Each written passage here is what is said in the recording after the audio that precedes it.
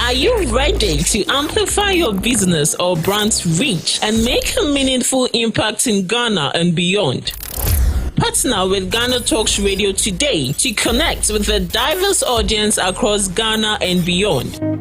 Elevate your brand through on-air promotions and social media. Boost your brand during prime time. With GhanaTalks Radio, you can extend your reach across digital platforms. GhanaTalks Radio is not just a station, it is a community hub where your brand becomes part of the conversation. Join us in fostering connections, celebrating culture, and making a lasting impression. For customized sponsorship packages and enquiries, email contact@GhanaTalksRadio.com or call +233 202 544614. GhanaTalks Radio, giving the youth a voice.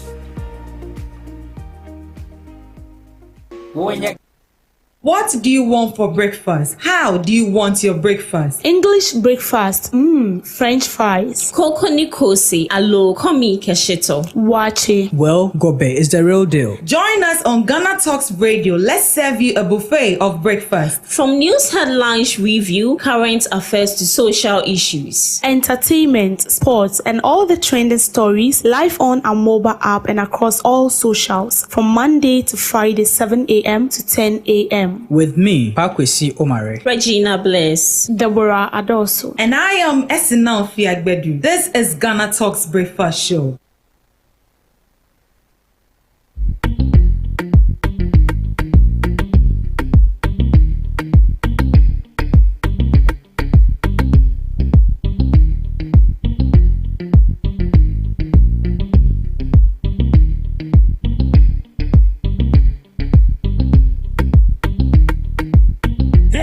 GhanaTalks Breakfast Show, your morning companion.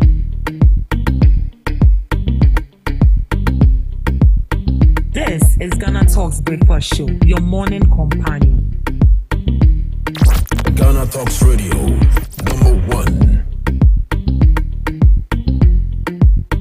This is GhanaTalks Breakfast Show, your morning companion.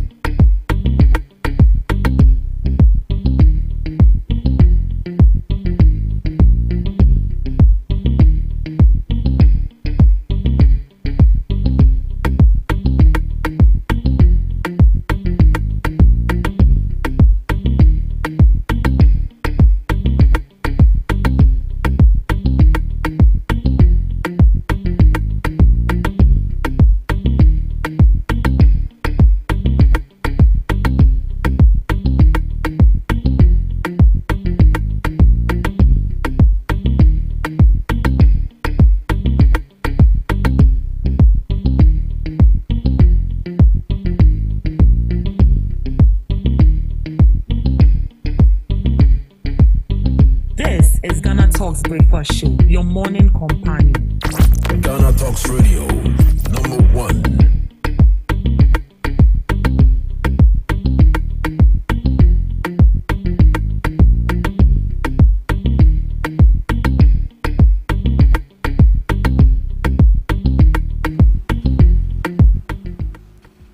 Good morning to you, lovely listeners of GhanaTalks Radio. You're welcome to the GhanaTalks Breakfast Show right here on GhanaTalks Radio. This is the news headline review. Right here, we bring you all the relevant stories making waves in the news. And I am your host, Ruth Esenam Fiagbedu. And together with me right here in the studio is Miss Deborah Adoso and Miss Regina Bless, who will be sharing with us their informed perspectives on national issues that matter to you. Good morning, Miss Debbie. Good morning, Miss Regina. Good morning. How are we doing? Mercy. That is sufficient. You've lost your voice. This is GhanaTalks Radio. Was the breakfast too hot? It was okay. It was okay. Oh, we thank God. How are you, Miss Regina? I agree. So, you've not taken breakfast yet, so the energy is not there. Don't worry. Energy will come. Right. Let's go. Government pledges 247 public services to drive 24-hour economy. The government says it is working to ensure key possible The government says it is working to ensure key public services operate around the clock to support Ghana's emerging 24-hour economy. Speaking at the 14th AGI Ghana Industry and Quality Awards in Accra, Vice President Professor Nana Jane Opoku-Agyeman said agencies such as the port, regulatory bodies, courts, and licensing offices will soon run 24/7 to match the needs of industries operating day and night. She explained that the policy is already showing results in places like the Tema-Light manufacturing belt, where night shift operations have boosted youth employment and increased industrial outputs. The Vice President added that government is also pushing for stronger value addition in agriculture and pharmaceutical to make Ghana more competitive globally. She noted that key value chains such as cassava, tomatoes, palm oil, textiles, and pharmaceuticals are being prioritized for transformation under the new Export Development Program. To support industry growth, she said government is modernizing logistics systems, expanding transport infrastructure, and operationalizing inland ports like Bukra to ease movement of goods. She emphasized that the 24-hour economy is designed to increase productivity, grow exports, and create more jobs for young people. Right, so this is coming from the Vice President, Professor Nana Jane Opoku-Agyeman, who says industries such as the ports, regulatory bodies, courts, and licensing offices will soon run 24/7 to match the needs of industry operating day and night. Ms. Debbie, what do you make of this? Do you think these are the vital industries that they need to prioritize to operate 24/7? Yes, because when we take the port, for instance, people get their goods coming in, day out. And so when you go to the port, it's a very busy place. It's a very busy institution where you see people running in and out 24/7. Because as I said, you get goods coming in and out, and you have to go for your goods and stuff. People export things into the country, and people import things outside the country as well. And then when we take the court, for instance, the court is a place where each and every day there are issues happening around. We have situations where it's beyond family resolution, and so the only place to solve that has to be at the court. And so the court is also an institution that needs to be run 24/7. And then when we take the licensing office, for instance, people buy vehicles each and every day. You might not know, but people buy vehicles every day, and people does other things as well that needs license, not only about vehicle. So the licensing office is also a place where it's a go-to institution where people go and come out every day. So I feel these three places are very sensitive institutions, and I'm happy that the Vice President is saying that they are going to focus on that. But we should also consider this: if they are going to run 24/7, then there has to be strict security. Yes. Should I say security guidance? Yeah. And above security. There should be tight security. Yes, there should be tight security, because taking the port, for instance, like this, you go in. You know, sometimes people track you, especially when they get a hint that you are exporting something in, and it has to do with something very sensitive. They will go tracking you in and out. So when there is tight security, this 24-hour of a thing will work. And then mind you, it's also going to create jobs for people, because if they are going to run 24 hours, then it means that the people they've already employed will not have that enough energy to work throughout the day.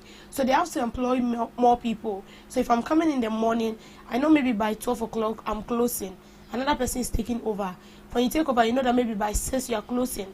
The next person that comes will take it to the next, and then it continues like that. And it's going to employ more hands into those sectors. So I feel like it is good. Anything that comes with its positive side has its negative side. So we have to consider these two sides and then work towards it. It's a good one. It's a good one. Well, Ms. Regina, how will the government ensure that these actually companies that or these agencies that you've mentioned have the resources and the staffing to work effectively 24/7? They have resources in. How will the government ensure that these agencies have the necessary staffing and resources to work around the clock 24/7?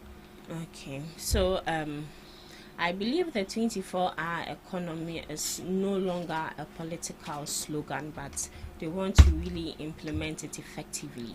And I also believe that since the 24-hour economy is something that would boost productivity, that will boost demand, that would also help with lower the rate of unemployment, I think they've placed all the necessary measures in place to make sure that every sector that would be running a 24-hour economy would have all the necessary equipment, staffings, and all of that. Let's use KFC Ghana for example. Just recently, KFC Ghana started the 24-hour economy schedule, where even from from morning till 6, you go there. People are, I think, then times by 7, 8, 9, 10 they've closed. But now when you go 2 o'clock, 3 o'clock, 4 o'clock, 5 o'clock, they are still there working, but not across all their branches. They've taken some branches and they are doing that. And also the 24-hour economy, as Ms. Debbie said, is all about making sure that this thing is effectively implemented. And how would it be implemented effectively? First off, we need to check security, likewise, and also, should I say, transportation and all that. Yesterday, I saw a video circulating on social media around 37 military hospital. As at 6, a lot of people were stranded just because of public transport. A lot of people were there. Me and Jaime almost like getting to 100 people. They were all stranded, and I was like, hey, so what time will these people get home? And even just School Junction, one happened where it was circulating on social media. So now, what is the government doing about this? Because let's say I'm working here, it might be the duty of the institution where I'm working to provide transportation. But let's also look at the other side, where the government was the one who brought up this initiative. For the staffing issue you talked about, for that I think it's already sorted out, because a lot of people are unemployed. Let's use the EWAC issue for example. Looking at the number of people who came out just specifically for this should tell us, or should send us a signal that a lot of youth are stranded, a lot of youth are unemployed. So when it comes to staffing, I think for that side is 100% secured. Now the safety of these people, that is what we should really check. And I think I saw a video also where some part of some areas were installing street lights in ahead of the December festivities, so that to avoid, your friend is saying, criminals and armed robbery and other criminal activities. So I think aside the 24-hour economy being implemented effectively, they also need to put other things in place to make sure that it's a success. Right. But Ms. Debbie, from the look of things, do you think we are really ready when it comes to security and then resources? Example is our lights. We'll just be there and then the light just goes out just like that. Do you think we are really ready? And what are some of the things that you think the government should pay critical attention to and put in place before we formally, it's already in place, before maybe majority of the companies actually decide to go and run 24 hours? Talking about whether we are ready, when it has to do with capable hands, that has to do with the beings, the human beings working for that, we are ready. But when we are talking about enough resource to equip these people to work, that I would say we are nowhere near. Because you could go to an institution where they lack a lot of things. So you take the security, for instance. There was some time back where they were complaining that securities are not well equipped with the necessary should I put this equipment? Yes, the necessary equipment or the necessary staff that will aid in the execution of their duties. And you cannot work without you having the things. You are a presenter. How can you present when there is no console, when there is no microphone? Yeah. How will the people get to know what you are saying? You might talk about it, wouldn't get out there, it will remain in the office. But immediately you use the console with the master microphone, it gets out and everybody gets to know what you are doing. So you have the talent, but without the console, it is the console that helps you to execute what is hidden in you. So it's the same way as this institution. If you're running 24-hour economy, as I said, when it has to do with the human side or the people who take on that, we have them, but resourcing them is the problem. So when we take maybe banks, for instance, bank is a very sensitive place, or it's a very sensitive institution. If you are running 24-hour there should be tight security, and not just tight security. There should be security personnel that are should I say smart. Yes, very smart, and also have everything around them. They have their guns and even earphones where they can communicate to people in their office. They should be able to detect if something is coming. There should be a connection from where you are standing and then at the office. If something is going on, they can tell you that there is a danger here. Can you adjust yourself? Can you do this? Can you do that? So it's not only about running 24 hours. It entails a lot, as you said. For human, we are ready, but resourcing it is a problem. So if you are bringing this on board, you should be ready to resource these people. If you are talking about the port also need a security. In fact, every institution needs security. You need it because it's very, very necessary. We are not praying for any bad thing to happen, but you don't know. You might be here and then people will just barge into your office with guns and weapons, telling you to lie down and comply with their rules. Without a security guard, you will just be there and then they will take whatever they want to do. But then when there is tight security, we will definitely prevent that. So resourcing them is very, very is very, very useful. Not only resourcing them, but as well those institutions, are they lacking something? We are going to employ more people. What gadget do they use in executing their mandate? Well, maybe they need more computers. Maybe they need this to verify that first their working force or the people they employ was 5, and so the computers or the gadget they were using were 5. Now that we are going to run 24/7, and it's also a government institution, we need about say 50 people, and that will be 55. So what do? We need to provide them with maybe more computers, more this, more that, so that it can help the people. Not only employing the people, because how can you employ me to come and then there is nothing to work with? Then what is my use here? You get it? So in the government sector, if you're running 24 hours, then the government also needs to ensure that within the sector, what is needed, you provide it for the people. And then with the private sector, if you want the private sector to run 24 hours, then the government needs to collaborate with the private sector and also help in a way they feel will help the institution. Yeah, but for the security and transportation, there it's very necessary, and some other resources, such as the lights, because you plan that you are going to do night shifts, you get there and then there's no light. There is no you light, get there and your safety is not even guaranteed. So these companies can also collaborate with the government and then put some things in place for the workers. Right. Government rolls out net metering app to drive solar adoption. Government has introduced a new digital platform to make it easier for homes, businesses and institutions to join the National Net Metering Program as part of efforts to boost renewable energy adoption across the country. Net metering allows consumers who generate their own electricity mostly through solar panels to feed excess power back into the national grid and receive credit to reduce their overall electricity bills. Launching the app in Accra, Deputy Minister for Energy and Green Transition, Richard Jan Mensah, said the platform will simplify the entire process by allowing users to apply online for smart meters and register their solar systems.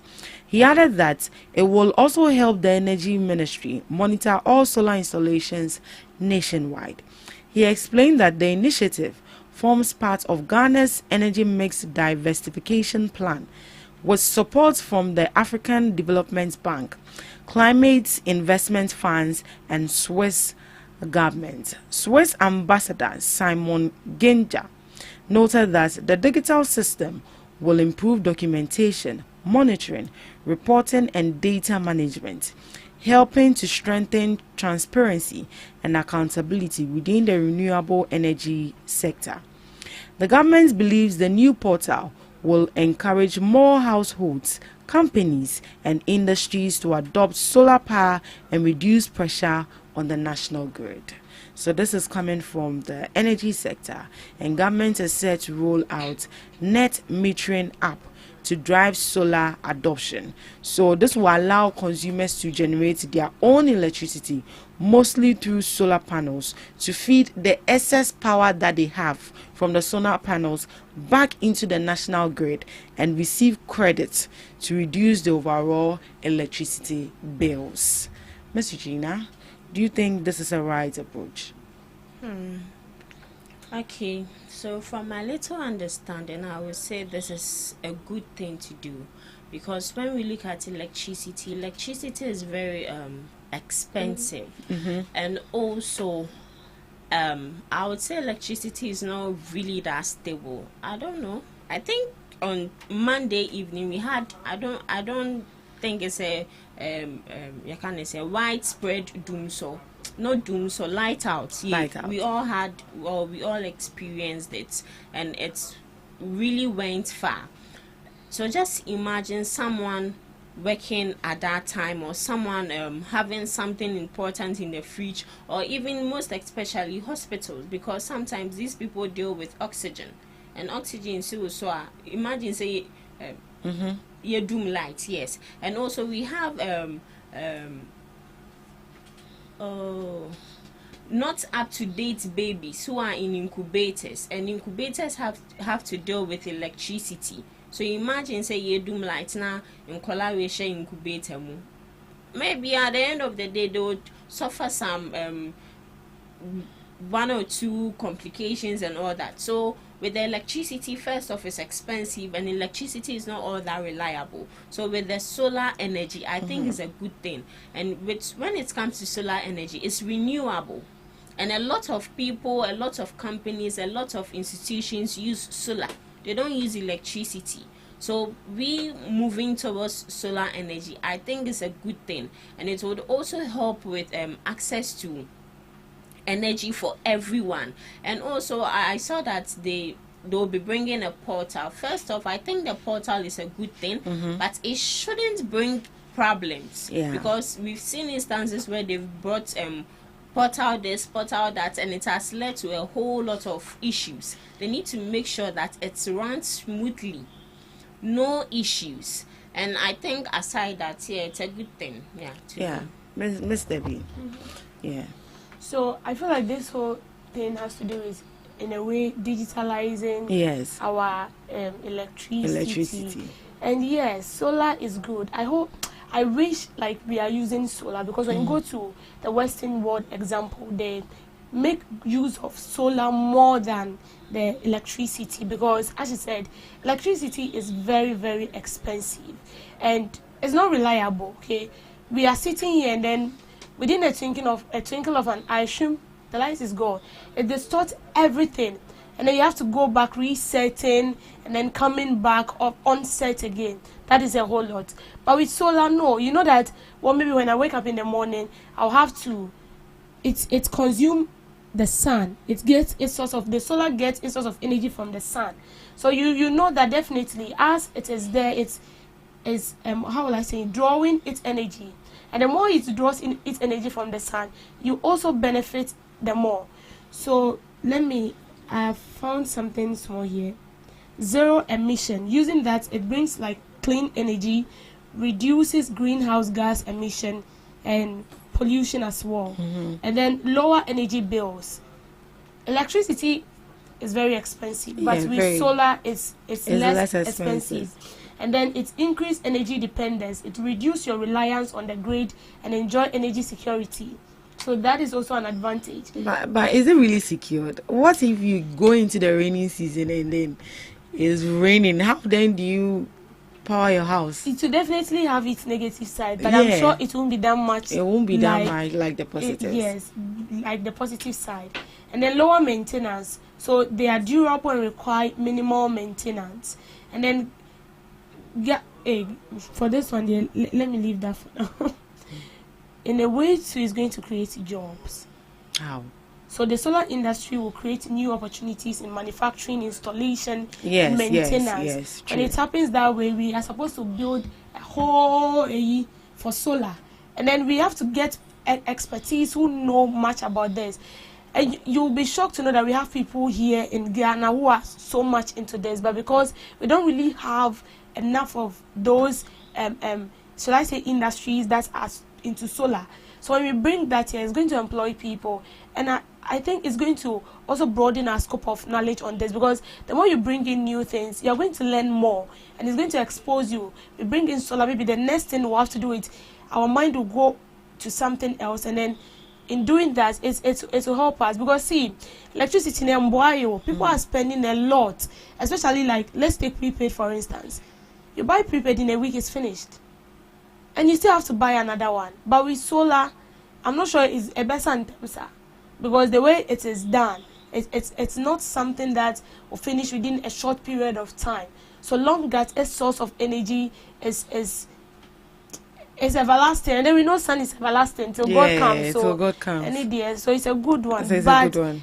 The portals, hope is going to be transparent, and it's not going to cause us issue. Just as we had the electricity where you can actually buy the prepaid, for instance. And then like close to 2 weeks people couldn't buy, and it was a whole lot of issue. It was actually a crisis for Ghana Electricity Company Limited. And then all of that. So we are just hoping that this will not create another issue that is going to be a liability to the user. Jane Mensah misbehaved at the EC, ignored political parties, Nanaya Jantwa alleges. Presidential staffer Nanaya Jantwa is accusing Electoral Commission chairperson Jane Mensah of sidelining political parties and failing to show the professionalism expected of her office.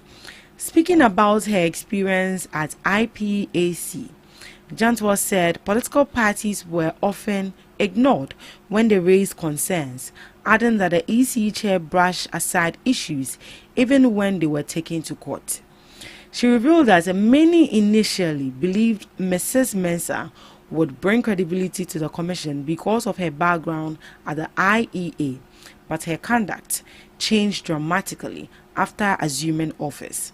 According to Madame Jantwa, political parties frequently attempted to engage the EC on important electoral issues, but their concerns were dismissed, undermining confidence in the electoral process. She also cited inconsistencies in the 2020 presidential election results and added that during the 2024 elections, political parties released results ahead of the commission, something she believes should never happen if the EC systems were functioning properly. Nanaya Jantwa maintained that her criticisms are based on conduct and performance, not personal dislike, and insisted that dissatisfaction with the EC chair cut across political lines. So it looks like the petition that has been submitted to the president to remove the EC, Madame Jane Mensah and some of her deputies, is not a personal vendetta or something, but it's actually based on her performance and her credibility as well. Miss Regina, what can you say to that? So I've not had a personal encounter with Jane Mensah before. No. Okay. But looking at what most people are saying, you could see, I don't want to say that she's a bad person, because everyone has their good sides. But I say, everyone has something bad to say about her. And it really intensified during the 2024 elections. People were really bashing her. And now, come and do this, you're not doing it, come and do that, you're not doing it. And people really said a whole lot of bad things. And I think together with Debbie and I were like, oh, this thing, dear, I wouldn't be surprised if people petition that they should take care of. And finally, it has been done. And I also saw a comment from, is it Adumako Kisi, where he said Felix Ofosu Kwache, a line. The petitions brought before them, they brought it themselves. It didn't come from anyone. So as it stands, there will be an new opinion. Yeah. But to Jane Mensah, you know, when your downfall is near, nothing can stop it. It's just like get to talk on his own. Nothing can stop it. And once a petition has been sent, just start packing your things. And for her, I don't even know why she's still there, because since that Obiatu Nanugu, that was the time you were supposed to even start packing your things. You shouldn't even wait for them to take you off your seats. But well, she loves her job and she's doing her job. Now she's being accused of misbehavior and not doing what she's supposed to do, and not portraying or giving the needed respect for these political parties. And some NDC politicians have complained, and some loyal MPP politicians have also complained. Now it's up to her. Say, omoye investigations maybe now you feel what you would have to say. I feel like she should just go ahead and say the truth. At the end of the day, you be you. Mr. Yeah, so one thing I want to add is that no one will employ an incompetent person. If someone employs you, it means the person has seen something good in you. The person sees that you are very competent, and the person knows that you do your work so diligently with fairness and transparency. As Mrs. Jantua stated, she said when EC was then working with IEA, she was performing very well, with integrity, with fairness, with transparency. And so even though they were not happy Charlotte Osei was removed, but bringing in Jane Mensah, there was this kind of hope because they knew what she has done before. But looking at outside, she was appointed at EC, and his work, it wasn't encouraging enough. It gave them a very different picture from what they used to think. So Jane Mensah, it's a serious one. But I'm sure maybe by next year she wouldn't be in office because the petition is too much. And with people emphasizing on it, you see, people only talk about you when they've encountered you before. They know what you do, okay? So they will say it. It's not only about people from afar talking about it. Those are people who had personal relationship with Jane Mensah. So with Jane Mensah, trust me, Obeko. But why is it that if political parties have actually reported the case several times and they are not doing anything about it, why is it coming out now? It's coming out because, okay, so let me take this example. I'm not using any party. Let's say I've come up with my own party, PNP party, and then I've appointed someone to work for me. And because I'm corrupt, and I've brought up someone and the person is working and the person is not doing the best, there is no way I'm supposed to show the person. If only if I'm in for the good of the people and for the interest of the people. Because mind you, whoever you appoint or whoever I appoint is not working for me. I've appointed you, but indirectly you are working for the people. You are working for the development of the country. If you succeed, the whole country has succeeded. If I succeed, the whole country has succeeded, because whatever implementation I'm going to bring on board is in the good will of the people, not in my will. So if I appoint someone and the person is not doing bad, I cannot sit down and say I have no idea. I knew what is going on. I'm just shielding the person, or maybe I'm collaborating with the person, or I'm shielding the person to do more. Where I can maybe Jen Mensa was doing her best, but there was political influence. I appoint you, so whatever I tell you, you should abide by it, and that is what we are seeing. So I wouldn't say that the previous administration who appointed her is right to claim that they had no idea of what was going on, because even within the EC fraternity, I heard someone petition the president even in the office where she works. So it should tell you that the woman, she's doing a lot, and maybe it might be influence. So with what you are saying, we are now getting to know it, because whoever takes after me, or whoever takes after that previous government, wouldn't want his name to be marred with that kind of logo. Obviously. So definitely you are going to push those people out and then bring people to reset whatever you are doing. So we are getting to know it, because I wouldn't want my name to be tainted. You started it, so you should take your, or carry your own cross. So this politician, they show their people, and that is why we say that you don't appoint people based on loyalty. You are a political party, we know, but when you appoint people, allow them to work. Don't influence them. Don't intrude in their work. When you intrude in their work with politics, there is no way they are going to work with fairness, because I'm an MPP. So when I tell you that, oh, maybe you have to do this, me I'm appointing, you have to work for me. You're not supposed to work for that person. So that is why we don't get to hear all of this. Yeah. But when matters are arising, that is where you get to know, especially when there is a change of government. That's where you get to know that matters day, and they are now coming up. Right. So with this particular issue that has to do with the petition for the removal of the EC, we are hoping to see what the president will agree on with his committee members. Right. Thank you so much for joining us on the news headline review. Up next, we have Today in History with Miss Regina Bless.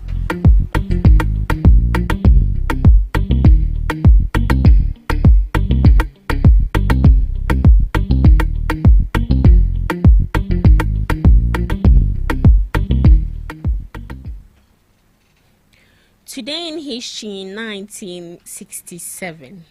First human-to-human heart transplant in Cape Town, South Africa. On this day, 1967, South African surgeon Christian Bernard and his surgical team at Groote Schuur Hospital in Cape Town performed the world's first successful heart transplant from one human to another. The donor was Denise Daval, 25 years old, fatally injured in a car accident, and the recipient was Louise Washkansky, 53-year-old grocer with terminal heart disease. The new heart started beating successfully, and Washkansky regained consciousness and could speak with his family, although he died 18 days later from pneumonia, a complication linked to immune suppression. The operation marked a landmark in medical history and opened the door to modern cardiac transplantation worldwide. 1921. Founding of the Egyptian Football Association. The Egyptian Football Association was formally founded. The EFA later affiliated with FIFA in 1923, and as one of the earliest African football associations, played a foundational role in the development of organized football, soccer, on the African continent. To some few observances, International Day of Persons with Disabilities, established by United Nations. Its purpose is to promote the rights, dignity, and well-being of persons with disabilities worldwide. Its focus is inclusion, accessibility, equal opportunities, and raising awareness about challenges faced by persons with disabilities. So we urge all to be kind to disabled individuals. Lastly, Global No Pesticides Use Day, also known as International Day Without Pesticides, commemorated on this day to remember the 1984 chemical disaster in Bobao and to raise global awareness about the harmful effect of pesticide use on human health and the environment. And that's all for today on Today in History and Some Observances, live on Ghana Talks Breakfast Show. Thank you so much, Miss Regina Bless, for Today in History and Some Observances of the Day. As she read, today is World Disability Day. Persons with disability. So you make sure that you don't look down on these people. They're actually nice people, and it's due to nature, due to some circumstances or situation that they find themselves in. That doesn't mean you should undermine them or look down on them and make them look as if they are not part of humans. Please be nice to people. Be nice to them. Right, Miss Debbie. Welcome to Debbie's Grill, where we talk about issues that concern the state, void of politics, fear or favor. The Importers and Exporters Association of Ghana says government should focus on retaining frontline port officials rather than rushing to deploy artificial intelligence at the country's port. It argues that the existing IQMS platforms already has the tools needed to curb revenue leakages. This follows Finance Minister's announcement that AI will be introduced to minimize human interference and address shortfalls in customs revenue. In an interview, the Executive Secretary of the association said the priority should be capacity building, not technology. He argued that strengthening human expertise should deliver better results than introducing a parallel AI system. According to him, the performance of IQMS in recent years proves the system is not the problem. He believes the focus must be on motivating ethical officers and remove the corrupt ones. He maintained that Ghana already has the technology, the men and women to improve port revenue if the human systems are properly strengthened. Now, I want to draw our attention to something. The world in which we find ourselves of late is a technological one. We are no longer living in those days where it takes so long to do certain things or human effort in doing a lot of things. Now, because of technology, you don't even struggle to get certain things. First, there was nothing like you tracking a vehicle or maybe you booking a vehicle on your phone. You have to wait for hours before you get a vehicle. Now with your phone, with Uber, you can be at your comfort zone. You can be in any part of Accra and still order an Uber on your phone. You'll be there and then the vehicle will arrive. The only thing you have to do is to pay. Those times, there were nothing like delivery guys. There were no company involved in this delivery. But now we have them. With your phone, you can just order something. You'll be at your comfort zone and then it's being delivered. So it should tell you that the world is evolving. And I'm sure a time will come, we will have a lot of companies. And these companies are going to work without human force. And it's going to use technology. I think somewhere last year we saw some restaurants, not in Ghana per se, but I saw a restaurant in one of the Western countries where the waiter and the waitress were robots. They were serving customers at the restaurant, and they were working like humans. They work faster. The only thing you need to do is they communicate. In fact, they do things like humans. And we also saw instances where it was up that as a woman, if you don't want to give birth, and then you want to, you want to give birth, but you don't want to give birth on your own. There are ways or there are contracts you need to sign, and then it's being given to the robots. The robots will carry your child, give birth to it, and then you go for your baby. So what I'm trying to say is that technology is taking up the world. So if you don't upgrade yourself, if you don't get tips in things that has to do with technology, it's not only about you going to school to learn about how to come up with your own app, but even with your phone, you can get some tips.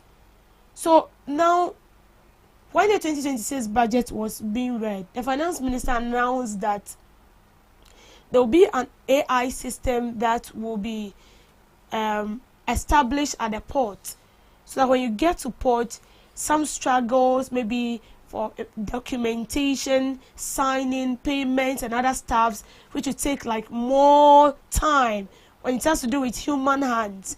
Now it will be AI. They are going to develop a system where you don't have to go through all that stress. Immediately you are exporting something and it gets to the port, you will just have to maybe key in your personal PIN and give some personal information about yourself, where the vehicle or whatever you are exporting, the country is coming from, you the recipient, and then where you are going to take that to, maybe some personal information, and then you receive your goods and then you are good to go. And now it has become a problem because the Importers and Exporters Association are saying that if government, you are bringing this on board, then it means 90% of people are also going to lose their jobs, because this is what people do for a living. So if you are saying that you are going to bring an end to that and develop an AI system, why not give these people training? You give them training and then they become useful. Because when you're bringing the system, mind you, AI, no matter what you do, AI is very intelligent. Although sometimes they don't get the facts right. But AI, I would say, of late is being used by some companies, or 99% of companies are using AI. And AI is in various forms. They have it in various types. And so they are calling on the government, or appealing to the government, that if you want to bring an end to this, why not you train these people? Because the government is also saying that the revenue they are supposed to get, or we are supposed to get as a country, we are not getting it. Because even the people we are employing into that particular area are not working as they are supposed to. Or they are not being diligent to the government. So in a way, it's being marked by corruption. So to prevent leakages of revenue, we will just push away those people and then bring an app where everything will be monitored. An app where he can be, or the finance minister or the government can be in his office and then knows that, oh, today maybe this number of people were at the port, this number of vehicles were being imported or exported out of the country. And then you got to know all this. Don't forget that the country also gain a lot of money from our port. Because day in, day out, we import. Day in, day out, we export things out of the country. And so the port is one of the busiest institutions, I'll put it that way. Because it's always busy. And don't forget, now that we are in the festive season, people have already importing their importing stuffs, ready to take their stuffs from the port. People are also exporting things out of the country. So it wouldn't really make sense if we see the port to be one of the institutions that generates a lot of revenue for the country and still not see anything from it. The only thing I want us to understand is technology is taking up the world. It is good you advance yourself and get tips in technology so you don't find yourself wanting. Because I came across an article yesterday that stated that 2 or 3 years to come, it will be very difficult to get certain jobs in Ghana, not even in Ghana, across the world, because AI is taking over. And don't forget that before that 3 years even come, there will even be more apps that will be even far ahead of AI. Because as you sleep and wake up, we have people who do not sleep, people who are thinking to bring up apps that will be more than AI. And we have people who are also into that sector. So it wouldn't be bad if you have fair knowledge on that. So to the Exporters and Importers Association, it's a bad news though, but your appeal, whether it will be heard by the government or not, in a way the system needs to be digitalized. And in a way you also need to improve yourself because it's very, very necessary. Thank you for making time with me on Debbie's Grill. Thank you so much, Miss Debbie, for that girl. Yeah, I think we have some few minutes before we go. Let's take a brief look at this before. So 25 doctors refuse posting to Upper West region, threatening healthcare for a million residents. So healthcare delivery in the Upper West region is facing a severe crisis after an alarming number of newly posted medical doctors refused to report to duty. The Regional Health Administration confirmed that 25 out of the 32 doctors allocated to the region for the 2025-2026 service period have failed to accept their postings, leaving a huge gap in the medical workforce. The Upper West Regional Director of Health Services, Dr. Jehoshaphat, expressed deep worry over the refusal, warning that the immediate shortfall will have a huge negative impact on the quality of health care available to the region's nearly 1 million inhabitants. They didn't actually really mention why the doctors refused to go there. But in your own opinion, why do you think the doctors will refuse to go to the Upper West region? Is it the distance, or maybe they didn't consider the location or where they are coming from before posting them?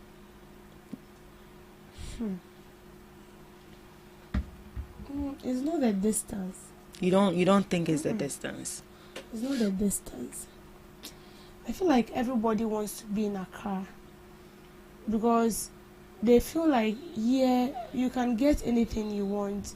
This place is, you can say, capital town. What are you saying?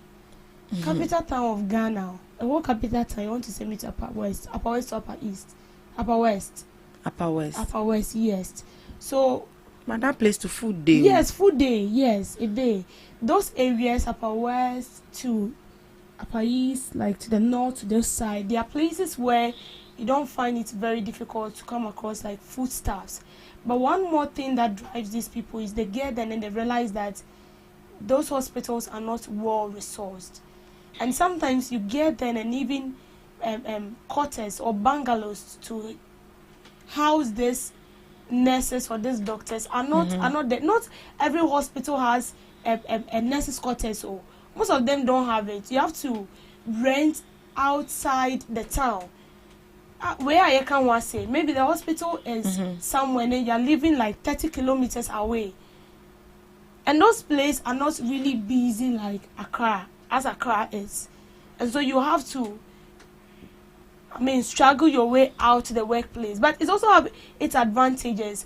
The only thing they should understand is that you cannot tell where you want to work. It is the government that is going to post you. And most of these hospitals are lacking doctors, especially doctors, because nurses one day you have no option. You go. But doctors, they are lacking, so they should just take it, taking a chill pill.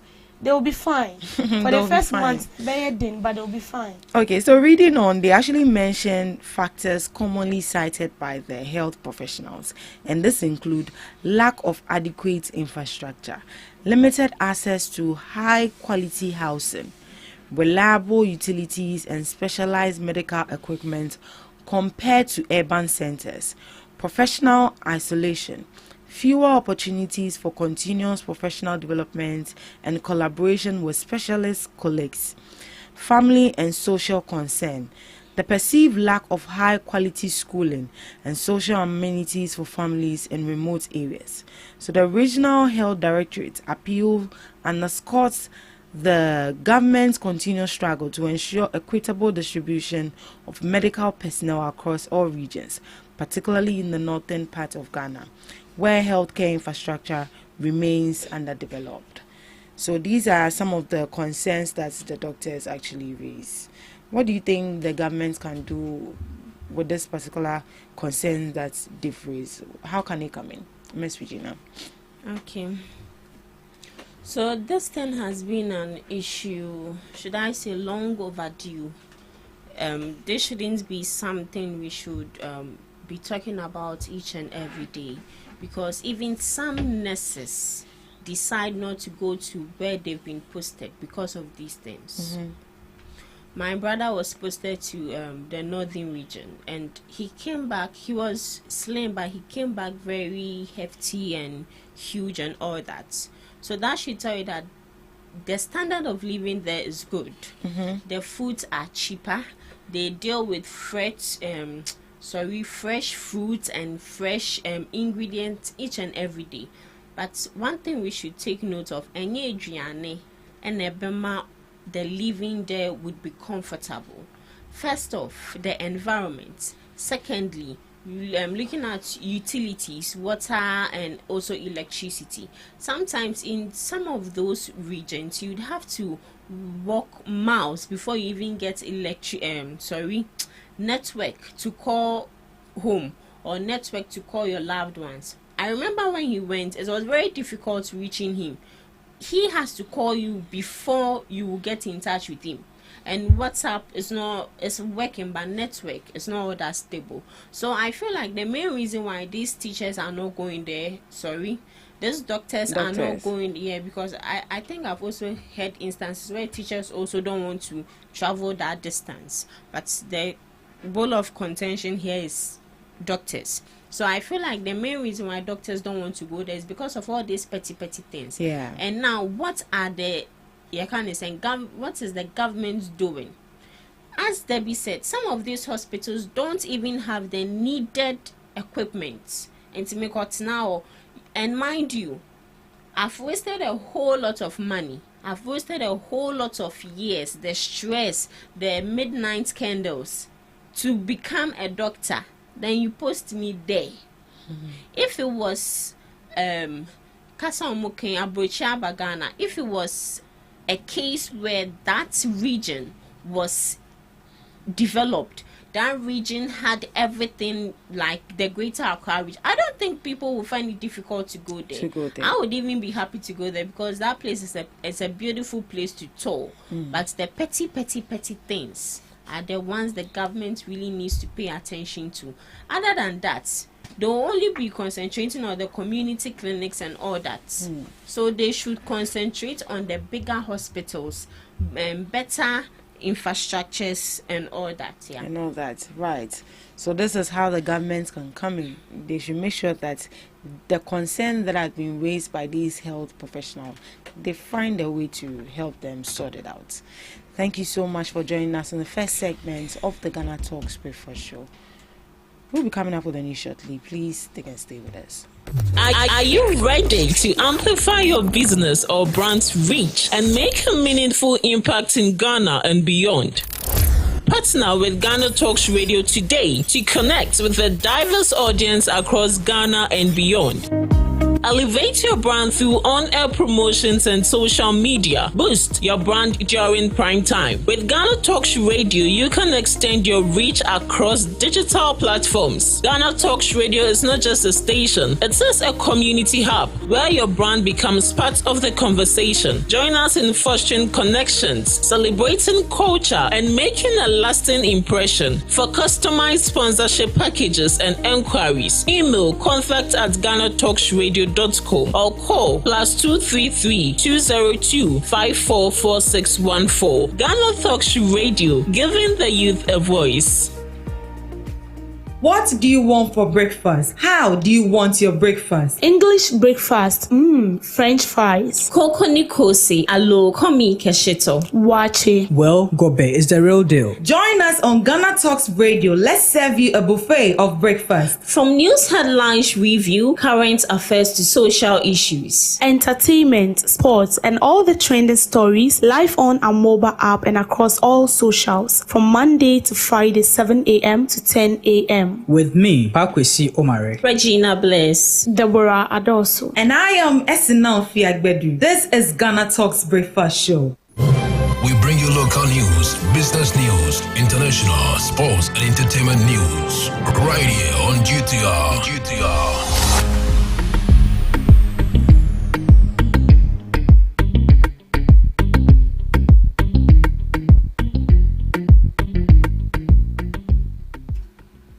Welcome to the morning news update on Ghana Talks Radio. Coming up, Ghana welcomes Africa's top health experts to tackle HIV/AIDS. Ministry of Health highlights growing non-communicable disease concern. Ghana's telecom gets spectrum boost to improve service quality. Shidiem traditional leader seeks justice for wrongly detained individuals over Galamsey activities. In related news, Western region intensifies fight against Galamsey, with the minister urging chiefs and politicians to unite. These and many more coming up shortly in business, sports and showbiz.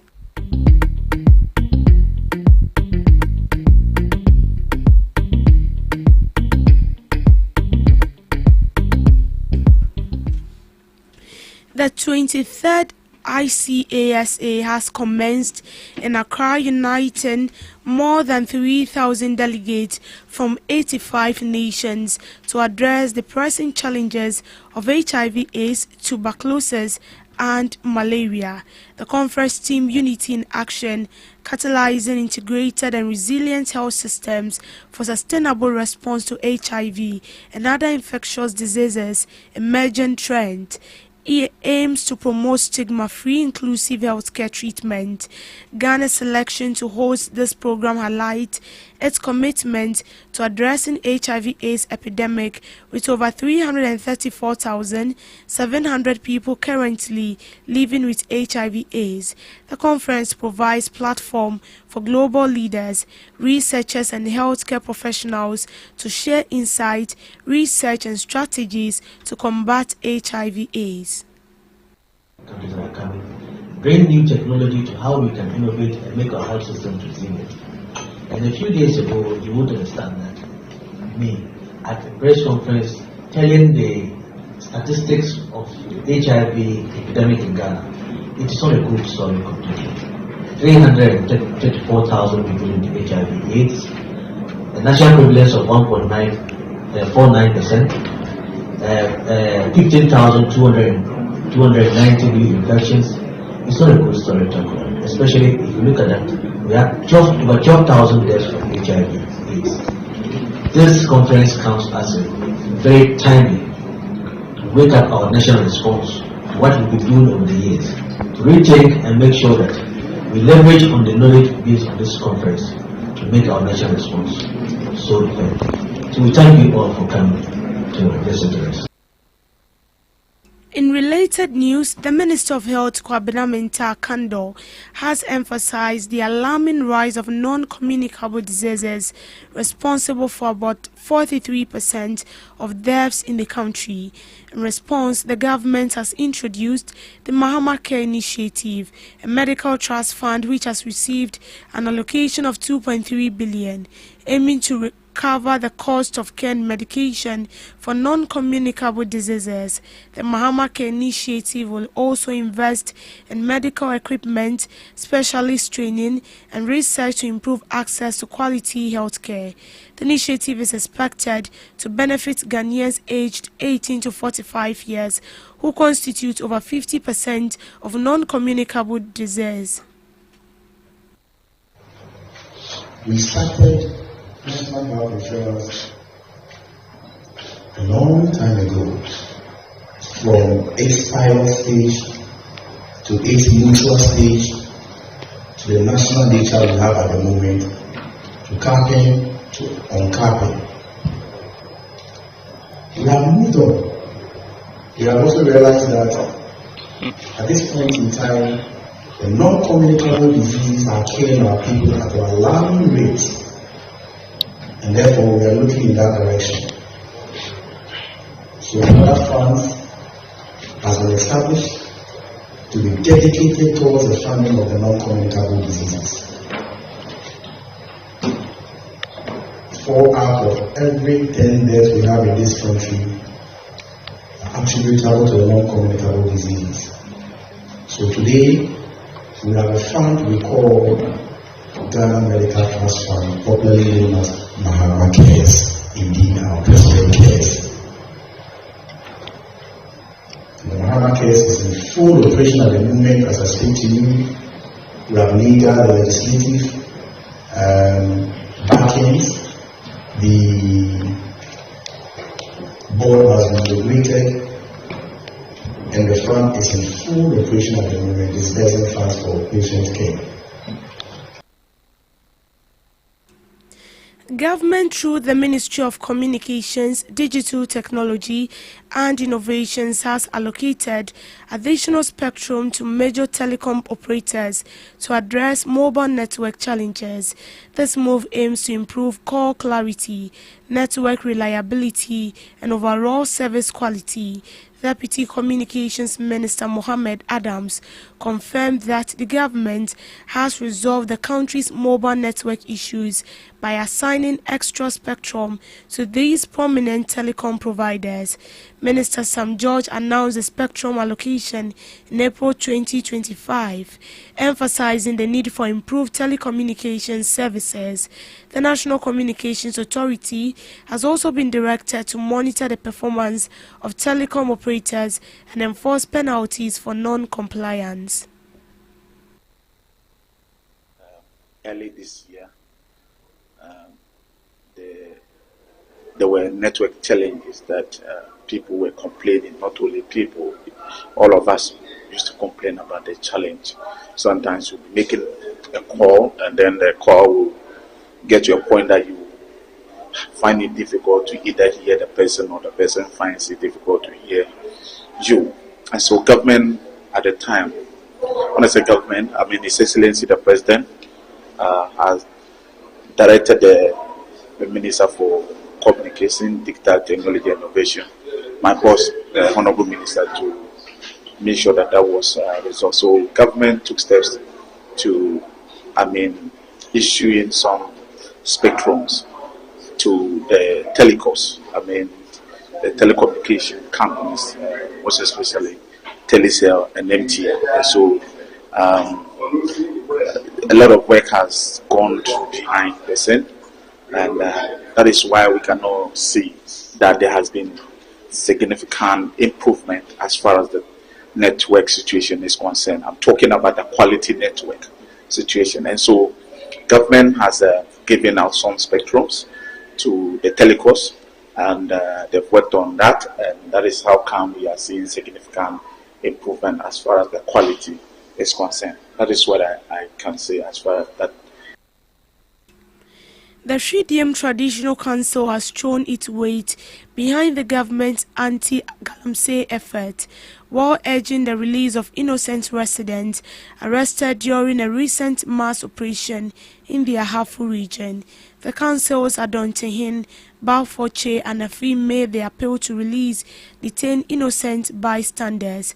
The joint police military operation resulted in the arrest of more than 150 individuals, prompting the council to appeal for compassion and judicious use of the authority. The Traditional Council has also cautioned that anyone threatening NIMOS personnel will face consequences, and has assured its collaboration with security agencies to prevent future disturbances. Yekwaya eseno yura watikuru bi se omo hwehwem omo nsofo no yeta na chidedende na yekosi hwidiem bebo sunene no enya dia na efe emrante e wo hwidiem ne ntemo ha etuhye manmufo nso ema senkanye nyame na boa ya kan yebesi esiye na ebi obekasa ade nti na mo atena ache dadaada na moma ye pese aban eye ne yeso oye ma obi anu se obi ani ho a wo de ncha aban na hwidie nso ye taaba achi nti na yesi ye twen kakra ye ba ya na nke beka bibi a anke beka se bia ye tan nkra na chi ye nta obi achi ye mpe atutu asem wo ye krum ha hwidie me ye oman adwo ye mpe galamsey wo ye krum ha ebi kura ma ha so da na ne ekosi ye na ye ni buase ama hwidie ye center of the area nti die dika e cheopa na ye wura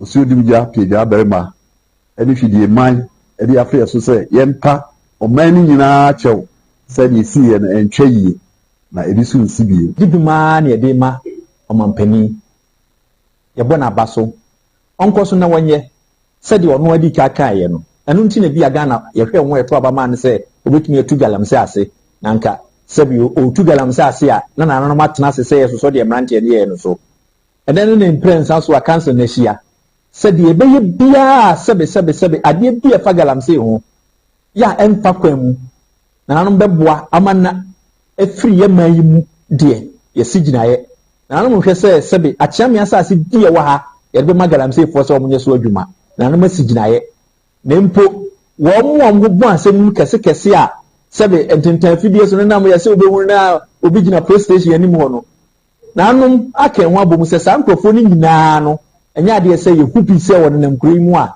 ye be ma sebe watena se asomdie esese ye de ma apolisifoɔ eyi apolisifoɔ asutwe na se apolisifoɔ de ɔmo bɛyɛ a ɔmo ne aban ne bɛgye sɛ de yɛfata no ɛno ne ade a nananom yɛadwene ho afutuo nsɛm a yɛde ma yɛ mabu na sɛ yɛ mmerante na sɛ yɛ manfoɔ ɛwɔ hwidie mu kunya sɛ asoso ne sɛ ɛnɛ nto Ghana man nyinaa nyɛ hwidie mu nko a sɛ mantam ha aberanteɛ bi a ɔwɔ ha na wɔbɔ otiri mu pɔ so bɛdi wode neamɔ ho sɛm anaasɛ bɔnefo sɛm na wode anasɛ wode galamsey sɛ wode ɛna wode yɛ wɔ adwuma no nti wobɛsɔ de tia aban kɔfoɔ bɛba sɛ ɔmmɔ ɔman no yɛgyapadeɛ ne yɛmfudie ho ban na wobɛsɔ de tia ne deɛ yɛde nasi fam sɛ wo saa nipa no sɛ mpo sɛ aban kɔfoɔ no ahu asogyafoɔ no ahu polisifoɔ ahu ɔyɛ ahu a yɛmmɔ yɛmmerante akyewo ne yɛde wakɔma aban. Western region is ramping up effort to combat illegal mining, with Regional Minister Joseph Nelson calling on traditional authorities and politicians to join forces in the fight against galamsey. Speaking at the Jirar Yam Festival in Nzima, Minister Nelson emphasized that meaningful progress requires the active involvement of traditional leaders. The minister's call comes as the government intensifies efforts to combat illegal mining, with the recent arrests and seizures of equipment in the Western region. I cannot be here without talking about this menace that has bedeviled us for some time now, the galamsey menace. We are aware of the devastating consequences of these activities on the environment, on our agric, and every facet of our lives. And so today, with my venerable nananum that I see around, my fathers or mahinenum who are here, and all the chiefs down the ladder, I think that is a good moment to bring the subject up. And until we commit ourselves to the fight, it is never going to be a success. What do I mean? I mean that nananum have a critical role to play in this fight. Over time, it's been made to look like it's a fight for government alone. And I think that, yes, government has a huge role to play. But I also think that without Nananum, we cannot achieve any meaningful success in the fight against galamsey. So this is a loud cry to Nananum and the people of the Jura area, and indeed the whole of the Western region. Let's rekindle our efforts. Let's put our shoulders to the wheel so that together we are able to defeat this menace. The resource, the gold that we've been blessed with, I think that it makes sense that the people of the region also benefit from it. And so we thank God that we are so blessed that everywhere you turn, you can find gold.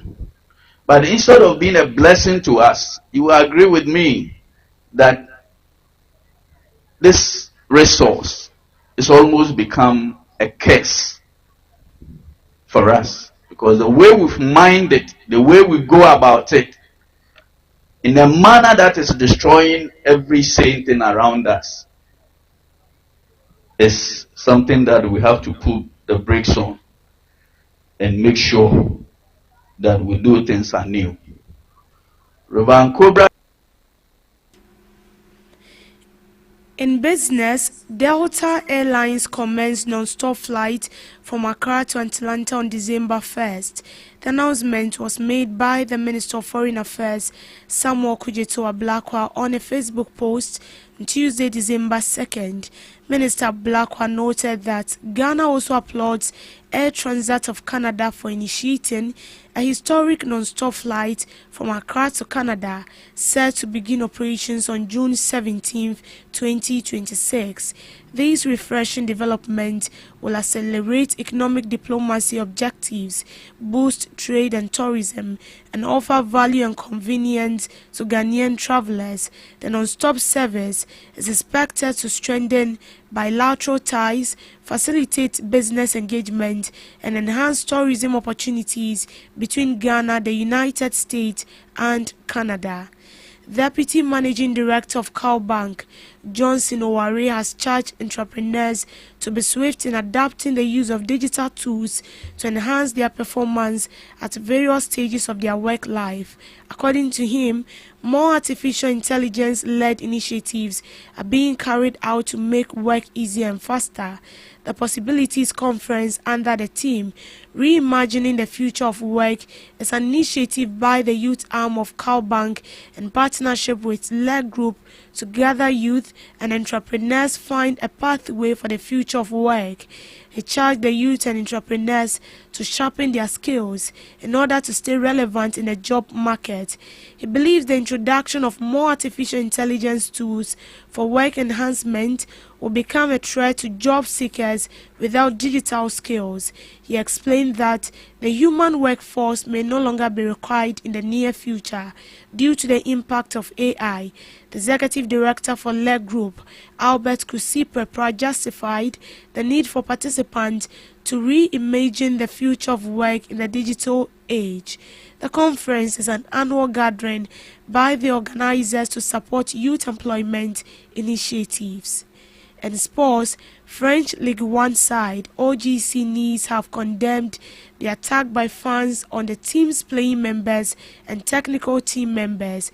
Nice condemned the attack, describing it as unacceptable in a statement, as the fallout from the incident continues to dominate French football. Members of the OGC Nice playing and technical team were reportedly attacked by 400 fans of the club at the club's training facility following a 3-1 loss. Black Stars duo Abdul Salih Samid and Kojo Pon-Pepra played in the games against Lorient and were reportedly in the bus at the time of the attack. The loss is the 6th in a row for Nice in the league and has led to the club slip to 10th place in the French Ligue 1 standings. The club has lost all 5 games in the Europa League, further frustrating the fans. Since the incident, Terra Murphy and Jeremy, who were beaten during the attack, are on sick leave for 5 days. OGC Nice give them its full support and condemn this act with the highest toughness, a section of the club statement read.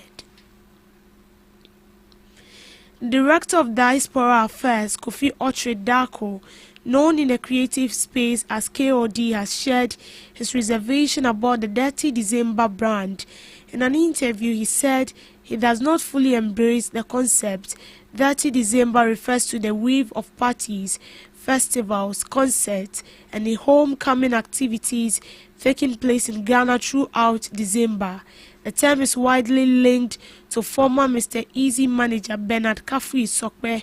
In a report published on May 6, 2025, Bernard said he coined the term 30 December in 2019 during a December concert for Nigerian artist Mr. Easy.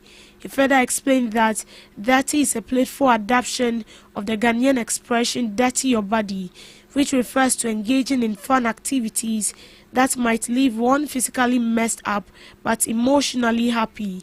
KOD in his recent interview said he was not particularly excited about the concept. He added that many visitors from the diaspora do not travel to Ghana for entertainment. KOD made the comment when asked whether the government Black Stars experience had replaced 30 December. In the meantime, Nigeria has swiftly adopted 30 December, with some of their online reports crediting the country as the origin. Meanwhile, the Ghana Tourism Authority has amplified the drive for December in Ghana activities for this year, with many billboards mounted in various parts of Accra. While most of the events started in mid-November, others will also run into the early weeks of January 2026. And that's how we end it on the morning news update. Do want to log on to all streaming platforms for more detailed information. I am Deborah Ador, so thank you for making time with me. Good morning.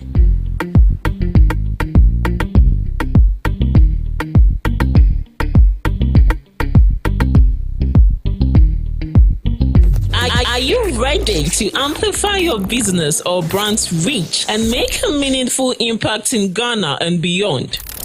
Partner with GhanaTalks Radio today to connect with a diverse audience across Ghana and beyond. Elevate your brand through on-air promotions and social media. Boost your brand during prime time. With GhanaTalks Radio, you can extend your reach across digital platforms. GhanaTalks Radio is not just a station, it is a community hub where your brand becomes part of the conversation. Join us in fostering connections, celebrating culture, and making a lasting impression. For customized sponsorship packages and enquiries, email contact@GhanaTalksRadio.com or call +233 202 544614. GhanaTalks Radio, giving the youth a voice. What do you want for breakfast? How do you want your breakfast? English breakfast, French fries. Koko Nikosi, alo komi kesheto. Wache. Well, Gobe is the real deal. Join us on GhanaTalks Radio. Let's serve you a buffet of breakfast. From news headlines review, current affairs to social issues. Entertainment, sports, and all the trending stories live on our mobile app and across all socials from Monday to Friday, 7 a.m. to 10 a.m. With me, Pakwesi Omare, Regina Bless, Deborah Adoso, and I am Esinal Fiagbedu. This is GhanaTalks Breakfast Show.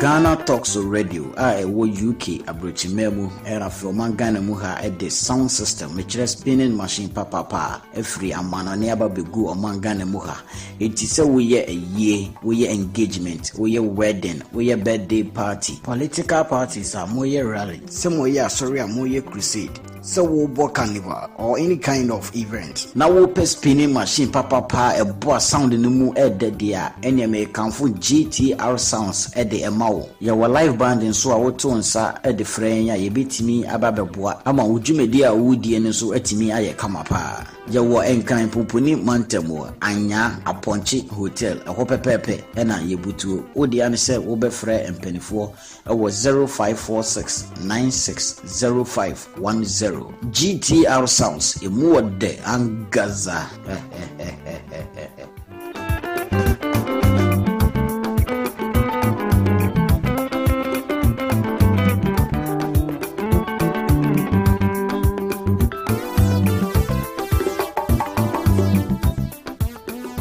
This is GhanaTalks Breakfast Show, your morning companion.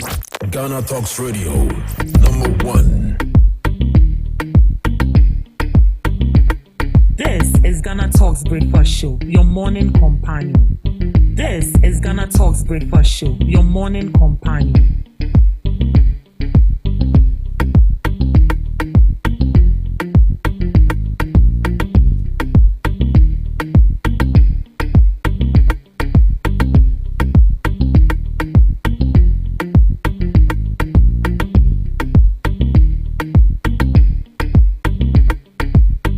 This is Ghana Talks Breakfast Show, your morning companion.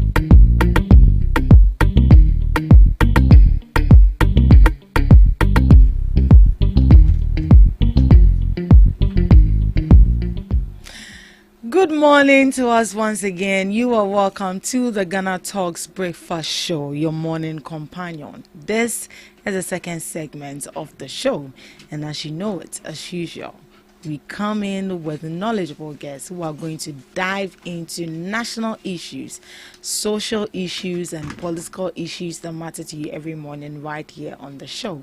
And I must say that it's going to be interesting getting to people, several people with diverse opinions and on issues and in politics and national issues and social issues as well. That should tell you that it's going to be an interesting show. So do join us on our social media platform on YouTube at Ghana Talks Radio. We are streaming live on YouTube. We also streaming live on Facebook. Send in your comments and let's get it interactive. Right. Sitting in the studio right here with me is Mr. Abdul Razak, who is the NPP youth communicator. Good morning, Mr. Razak. How are you doing? I'm doing good. Oh, it's good to have you here. Good to be here too. Yeah. Sure. I hope you're fine though. Yeah, I'm fine. It's been a while we had you here. Yeah, sure. The last time we met, I think it was some months ago. Yeah, right? some months ago. Yeah. I'm here again. Sure. You and I. But how has it been so far? How are you preparing for the festive season? Oh, okay. For you don't even prepare for Christmas, but definitely some chilling. Yeah, because we have friends who are, who are Christians. We celebrate with them. And I'm hoping that I'd also get some friends here to celebrate with. This is December. I don't usually go out because of. Oh, why don't you go out? Reasons. Oh, I don't usually go out. It's not. Yeah. Yes. Okay. Yeah. Naturally an indoor person. Yeah. Oh, okay. Because people don't like to go out in December because, Charlie, if you don't have money, you can't come back home. Because you go already. To come back. Yes, because the traffic alone. You wouldn't be able. So this December, dear, please don't go with a tight budget. Allow your budget to be very, very, very friendly. Because maybe you are coming to Ablekuma. The cars will be like, they'll say La Paz Kwashiman. Yeah. You get to Kwashiman, then they'll start Aoshi. You get to Aoshi, then they'll be like Ablekuma. So just one car, you pay like 3 times. When I was new in Accra here, I nearly got lost. Oh, sorry. Because you go to some place and they are saying Accra, so I didn't understand. Coming here, I only knew of only one Accra. So I was in Accra and I saw Trotro also mentioning Accra again, so I was confused. So you entered the car? Until no, I didn't enter though. Oh, I sure you didn't enter. Oh, I didn't enter. I exercised restraint and I asked questions. Oh, okay, yes, that's that fine. saved me. Even in a car, you can get lost. Yeah, but sure. one hack my mom taught me was that if you're in a car and then you happen to know a place, let's say you're in a car and they start shouting La Paz, and you know La Paz, just enter the car. Immediately you get into the car and then they take you out of the street and be like, so this is where, and then you get down. You tell them, mate, major day of car. Meanwhile, you were lost, Sure. but you found your way out. Yes, so 30 December, please celebrate responsibly. Yeah, I'll join my friends celebrate. Oh yes, please. Life is very short, so enjoy the season. Sure. Right. Except that there are a lot that I have on my head, so celebration don't worry. is not really a priority. Don't look like your problems. There are problems that I like. I like the problems. You like the problem? Hey. Yes. Who likes problem? Well, this is something that is going to board me up, so Oh, I okay. like them. Oh, so it's a race. Yes. It's actually going to help you. Sometimes you have to do it scared. Sure. So it's fine. Sure. It's all part of the ladder. Sure. Yeah. So don't worry, you'll be fine. You'll be fine. I hope so, and I believe I will. You will. Yes. Right. So moving on. I want to, so for this particular week, we've been actually discussing about this issue. There have been a lot of issues coming up that has to do with the WASI failure, and they're trying to politicize this whole issue, and also has to do with the petition that has been sent to the president for the removal of Jane Mensah. It looks like these people, if they are not taken off by the end of this year, I don't know what will happen. But you see, we should not be surprised that there is a petition to remove the EC. I mean, we've had countless occasions where the chairman of the NDC publicly and on media, on radio, on TV, saying that the EC is not fit for purpose. Yeah, we saw that. So it's not something that we should be, surprised with, because this has always been their intentions. And to even think that she's in office up till now is something that we in the minority are surprised with, because we expected that they removed her by now, because this NDC they don't trust anything NPP, and just like we don't trust anything NDC. Why is Jane Mensah an NPP? Did she make her political? She was party? appointed by the NPP government. So it's assumed. That's the assumption, and that's the basis they are seeking to remove her. But don't you think it's because of her performance? No, you see, you or cannot just the discredit, personality. you cannot discredit someone that has successfully conducted 2 election cycles. You cannot discredit that person, and this is someone that has done that successfully. So at least we should be clapping for her, and then encouraging her to do more, because in certain jurisdictions you would have chaos across the country, but she's been able to do that.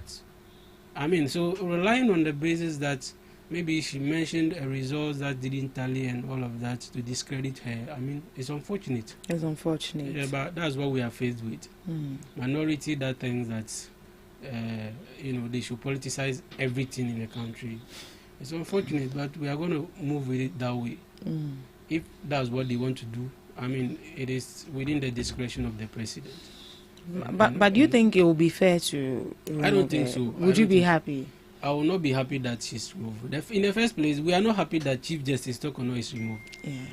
This is a breach to a lot of legal processes, because you have an injunction against the matter in court, and the current Chief Justice was supposed to empanel for the case to be heard. He had the constitutional duty. Aside him, no one is with that capacity to empanel for the case to be heard. And then he failed in that regard. He didn't empanel for the case to be heard. You had Attorney General that was supposed to file a defense. Attorney General also failed to file a defense. So all of this, and then all of the sudden, you appointed a new justice. Or you just, bring to the Parliament of Ghana nomination for the position of a Chief Justice. Meanwhile, the case that is standing in court has not been heard. And there was a case at the ECOWAS too. That case was not also heard. So let's say, for example, at the end of the day, the case are heard, and the facts prove that, or the courts held that the Chief Justice was removed unlawfully. Are we going to, bring her back and remove the one that we've already sworn in? So that kind of a conflict is unhealthy for our democracy. So we're expecting that at least the Chief Justice should have empaneled for the case to be heard. And the Attorney General should have also filed defense in time, so that the case will be heard and a determination will come in regards to the matter before any other appointment can be made. So we believe that this government, they are doing all that they can to remove all the appointees of the erstwhile administration. Right. Meanwhile, that's not how we run a democracy. It's not fair. It's not fair. Yeah, sure. It's not fair. Right. What about the OSP? Are you satisfied with the work of his office? So with the OSP, I have a reservation, and I believe the OSP is, he has outstayed, or he has I don't know the word to use, but he has underperformed.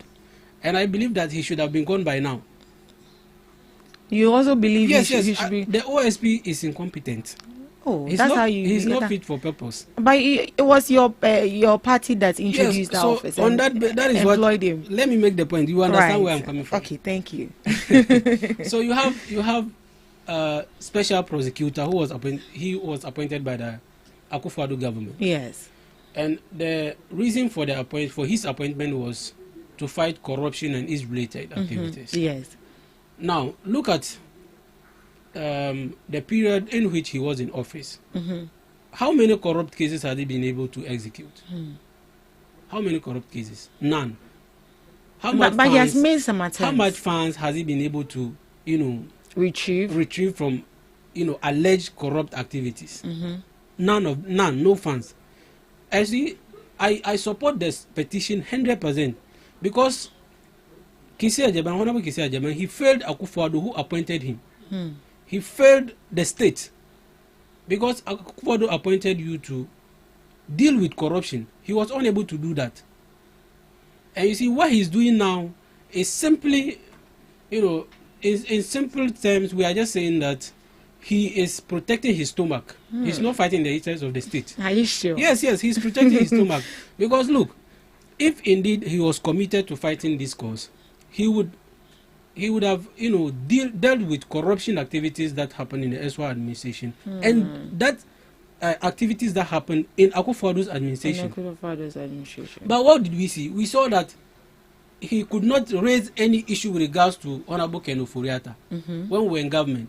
Meanwhile, you had the powers as OSP. The OSP. So you ask yourself, why is it that he didn't do anything when we were in government with regards to Ken Ofori-Atta's issue? Is it that he was scared that they would, relieve him of his duty? And if that is the case, that means he's protecting his interest instead of the state. Because when you believe there is corruption that has taken place in the NPP government, your duty as the OSP is to fight the corrupt activities or the corruption and its related activities. He failed to do that. And as soon as NPP or the Akufo-Addo government left office, then you see that he's trying to, portray to the Ghanaian people that he's going to work, he's committed to the, fight against corruption and stuff. But what we are seeing is not that. He's only protecting his stomach. He doesn't want to be sacked by the NDC government. That is why you see him serious on the issue of Ken Ofori-Atta. And today, as we speak, he's not being able to bring Ken Ofori-Atta back to the country. And this guy, he knows very well that Ken Ofori-Atta, informed them that he's not feeling well. And Kisi Ajaban knows that you can file, a case against him in court, and then he will bring his legal representative while he's receiving treatment outside. Is that not the case? Yes, but this man did not do that. He was all over the place making noise, crying foul and all of that. But knowing very well that you could sue the person, you didn't do that. So he's seeking public sympathy. He's seeking, public, public praises and stuff like that. Instead of dealing with the substantive matters and fighting corruption as he should. So I think the man is not fit for purpose. He should be taken off his duty as quickly as possible. So if he's taken off his duty, are we taking Kisi Ajaban off or the entire office of the special prosecutor?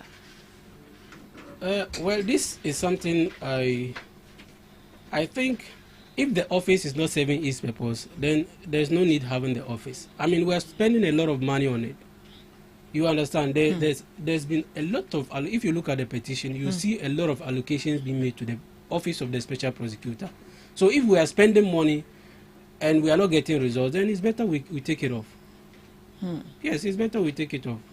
Because we cannot be spending without getting the, benefit of what the amount, the huge sums of money we spend. So I think the office, if it is not serving its purpose, should be taken out completely. Should be taken off completely. Right. We have joining us in the studio is Mr. Hamda, who just joined us in the studio. Good morning, Mr. Hamda. Good morning, I see. How are you doing? I'm fine, yourself? Yeah, I'm doing great. Well, I guess traffic beat you this time around. Charlie, it's not easy. And this festive These season, days, if you have to go somewhere at 8 a.m., I suggest you start days. your journey at 4 a.m. Anyway, it's good you are here. Yeah. So we are just on some general issues that has to do with the petition that has been sent to the president for the removal of the OSP and the EC boss and 2 of her deputies. That's actually what we are discussing on. Yeah, so you can equally add your voice to that. What do you make of the petition? You said the removal of the OSP. The OSP and then the EC boss and the deputies. EC boss and 2 of her deputies. This issue has been, coming up, but it looks like this time around is getting intense. And if care is not taken, if the president doesn't take action, we'll just be here and you hear that woman has been maybe kidnapped or something. Is it that bad? Yeah. Okay. So, Essie, first of all, let me say a very good morning to you and also to your listeners. And it's due for me to also give thanks to Allah, that is the Almighty, for giving us life and also for giving us strength and also giving us this wonderful day. Because there are a lot of people that we went to bed with and they are not able to get up. Some wake up with sickness and some wake up with financial issues. Others with a lot of problems. So there's a need for us to give thanks to Him for giving us this wonderful day and also this wonderful opportunity to share our small minds on these topics. So going into it, looking at the OSP over time has proven not to be fit for purpose. Over time, a lot of people have been discussing this issue over and over and over again. Since from MPP governance to that of this current NDC governance.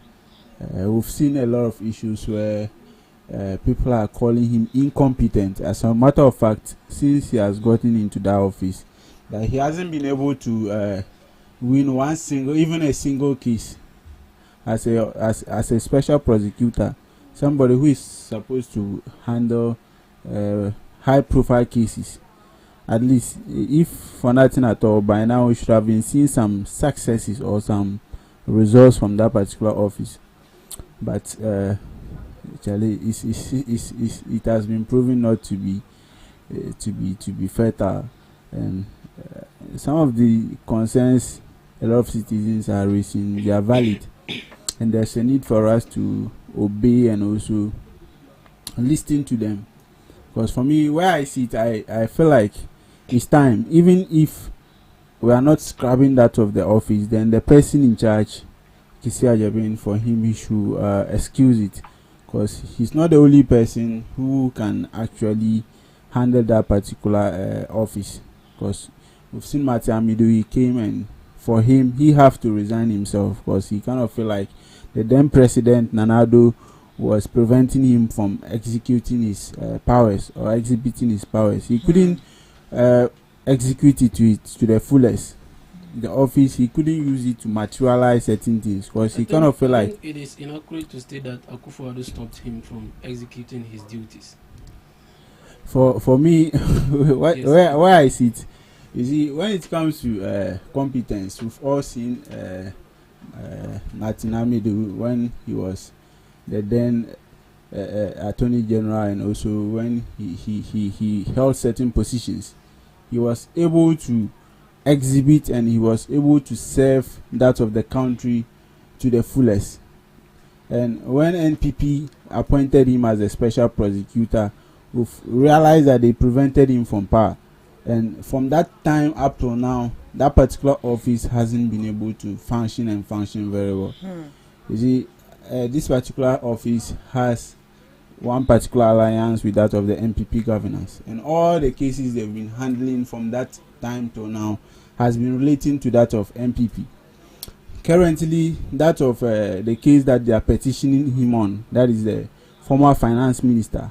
Everybody is assuming that he's in bed with that of the former finance minister, and that is why he's touching the case like that. He doesn't want to push it so hard because we're all in this country. As a special prosecutor, he knew very well that the man was going out of the country, yet he did nothing about it, only to come out later and decide that as at then you didn't have much power. That's why you couldn't stop him from going out. So for me, I think Martin Pebo and all the petitioners who are pushing this particular petition, they are right, and I think we should listen to them. Yeah. That of him and his deputies, they should excuse us, because they've played politics in the hidden for a very long time. And it's our time. They should excuse us, and we get a serious person, or we even scrap that particular office. Because looking at the budgetary allocation that is being done to that particular office, if we take it to that of my hometown, that is Bimbila, we would have built some 12-unit story building for Bimbila Senior High School, or even establish some basic schools over there, and it will be a good purpose for the good people of Ghana, rather than just wasting that huge sums of money on that particular office. So that is just my take on it, and I think with that of the EC and the bosses too, I think it's our time. Yeah, they also be put out. It's our time. They should also be put out, because the incompetencies and how they manage that of the 2020 and the 2024 election has really shown that it's our time. That woman said we set her aside, and concerned citizens. It's not about NDC, it's not about MPP. Sometimes when citizens petitions matters of this kind, a lot of people try to target with that of the political party. But we should understand that we have national interest and we have political interest. With this, it has nothing to do with NDC. With them petitioning the EC boys and that of the deputies has everything to do with that of the competencies and how she managed the 2024 election, particularly. Up till now, since we are still seeing some cases that are running around in the country. Recently, Pandai, the High Court of Tamale declared that that particular constituency should be rerun. So all these are matters of incompetencies when it comes to that of the EC, with how she managed or she handled that of the 2024 election. So for me, we should listen to them, and the president, who is a listening president, it's about time he acts, and we should get a new referee to come and take charge of that of the Electoral Commission of the country. Yeah. Right. So there has been an assessment made by the IMF that says that it looks like when it comes to our security agencies, which is the OSP, IOCO, and SHRAJ, it seems like there's a duplication of role. It looks like what OSP is doing, that's the same thing IOCO is doing, that's the same thing SHRAJ is also doing. So why don't we just put these agencies together in one body? And if, let's say, the OSP has the power to prosecute, but IOCO doesn't have the power to prosecute, why don't we amend that act of IOCO and then give them the prosecutionary power, so that they can also prosecute, and then just take these bodies aside to save us some money? What can you say to that? For me, looking at it, I don't think they are of the same duties. Because looking at SRAJ, that has to do with Commission of Human Rights and Administrative Justice. Yes. IOCO has to do with economic crimes and watch management, and that of the Office of the Special Prosecution, right? Prosecutor. It also has to do with that of high-profile cases in the country, cases that has stand out. So all these three offices, they stand out. When we have cases that has to do with human rights are peculiar issues. Sometimes in our daily life, we will often see that people rights are being abused, and it doesn't have to pass through the normal prosecution phases. These cases are supposed to be dealt with specially, and that of what is the name?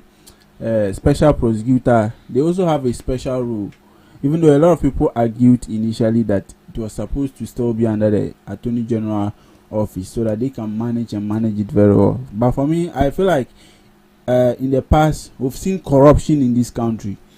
Or even in Africa, corruption has been standing out. Corruption is one of the things that is hindering the progress of Africa. So if that particular office was being created specifically to tackle and manage corruption very well, I think it was in the right direction. And that of IOCO too has been economic crimes and also organized crimes. For that, it has to do with economic and organized crimes. Day in, day out, we've seen these Sakawa boys, we've seen special cases when it comes to economic crimes, like that of Edu Boahin's case, that has to do with embezzlement and monetary aspects. So I don't really subscribe to that of them saying they should merge it up. They should just leave it. But that of the special prosecutor, if it happens that the special prosecutor is not playing their role very well, then that office, we have to scrap it and just return it back to the Attorney General office so that they can handle cases of that sort very well. Yeah. Right. Thank you. So so I think that the office of the special prosecutor, they derive their powers from the Attorney General's office. Yes. So with regards to what has happened over the years and the kind of abysmal performance from that office, it is prudent to say that it be returned to the Attorney General's office, because it has proven to be an unproductive office, because the only thing they do is post-regime accountability. They don't do regime accountability. And so if you have an office that can only do post-regime accountability, then the office is not ready to work. What do you mean by post-regime accountability? So post-regime accountability is that after government has left office, then you see the office working against appointees of that former government. That is post-regime accountability. And then regime accountability is when you are able to deal with appointees in a certain government that is incumbent government. When you are able to deal with issues of corruption that has to do with appointees of an incumbent government, that is regime accountability. So this is what I didn't see from the OSP, when he was in office under Akufo-Addo's government. And that's why I believe that he failed Akufo-Addo. So they should take him off immediately, because that man is not fit for purpose. He's only there to serve his interest. Yes, but I think that as it is now, it should stand. Iyoko should be a distinct office on its own. Then Shraj should also be on its own. But the office of special prosecutor, I think that should be either scrapped off or taken back to the Attorney General's office. Why not Iyoko? Iyoko, as he just stated that it has to do with organized crimes, economic crimes and stuff like that.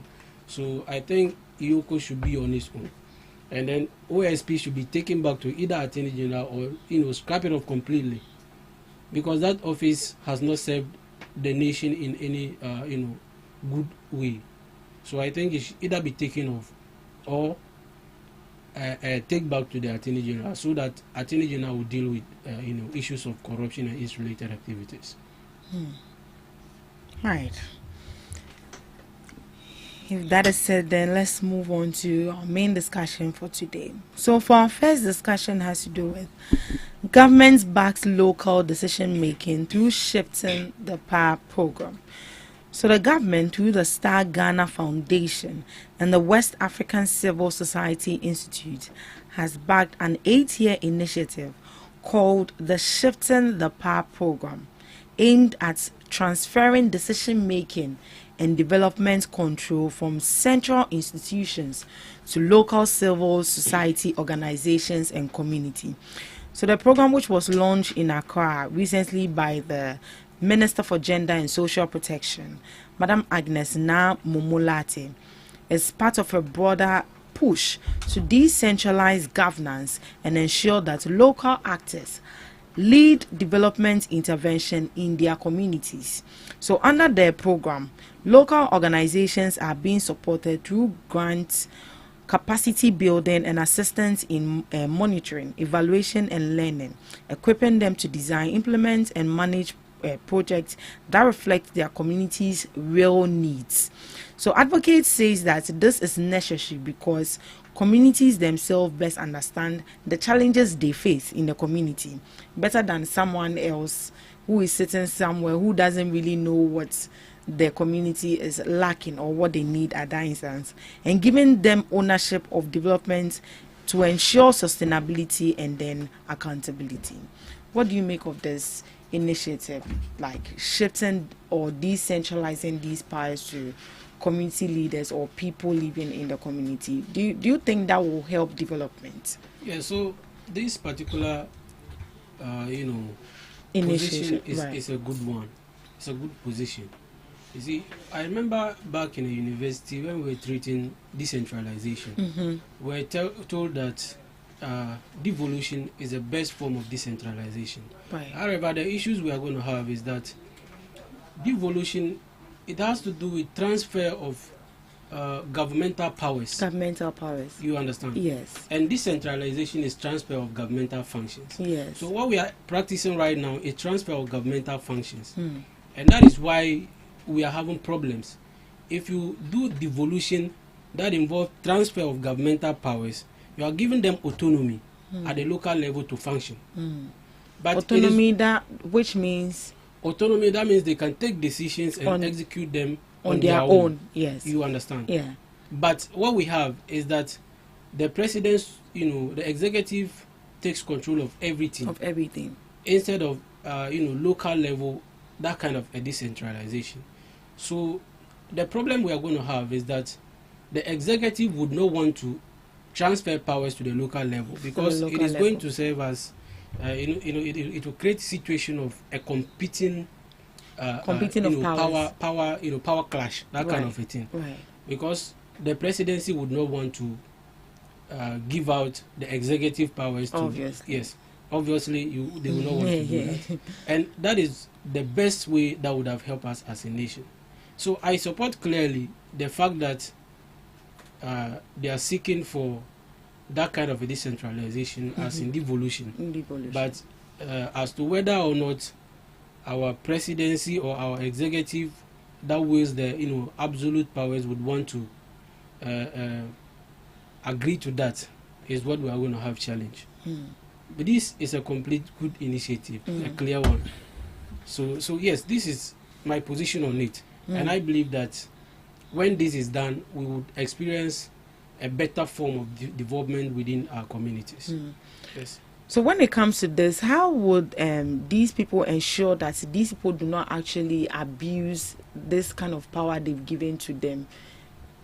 Because you say that I'm the one that know what my community needs better, and then I'm just there and then I bring up an initiative, or maybe the community needs a borehole, then you go and build something different which is not going to serve anybody. Yeah, so what it means is that we are going to be looking for a bodies that would take the responsibility of ensuring accountability, the responsibility of ensuring fairness and responsible decision making. Right.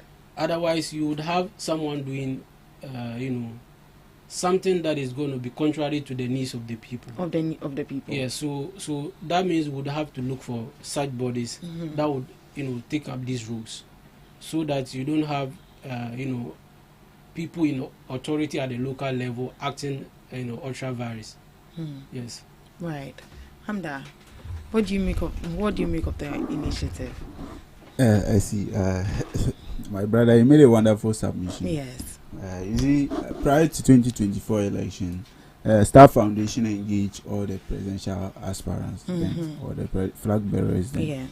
And it happens to be that His Excellency John Dramani Mahama was one of the good people of those that they engage.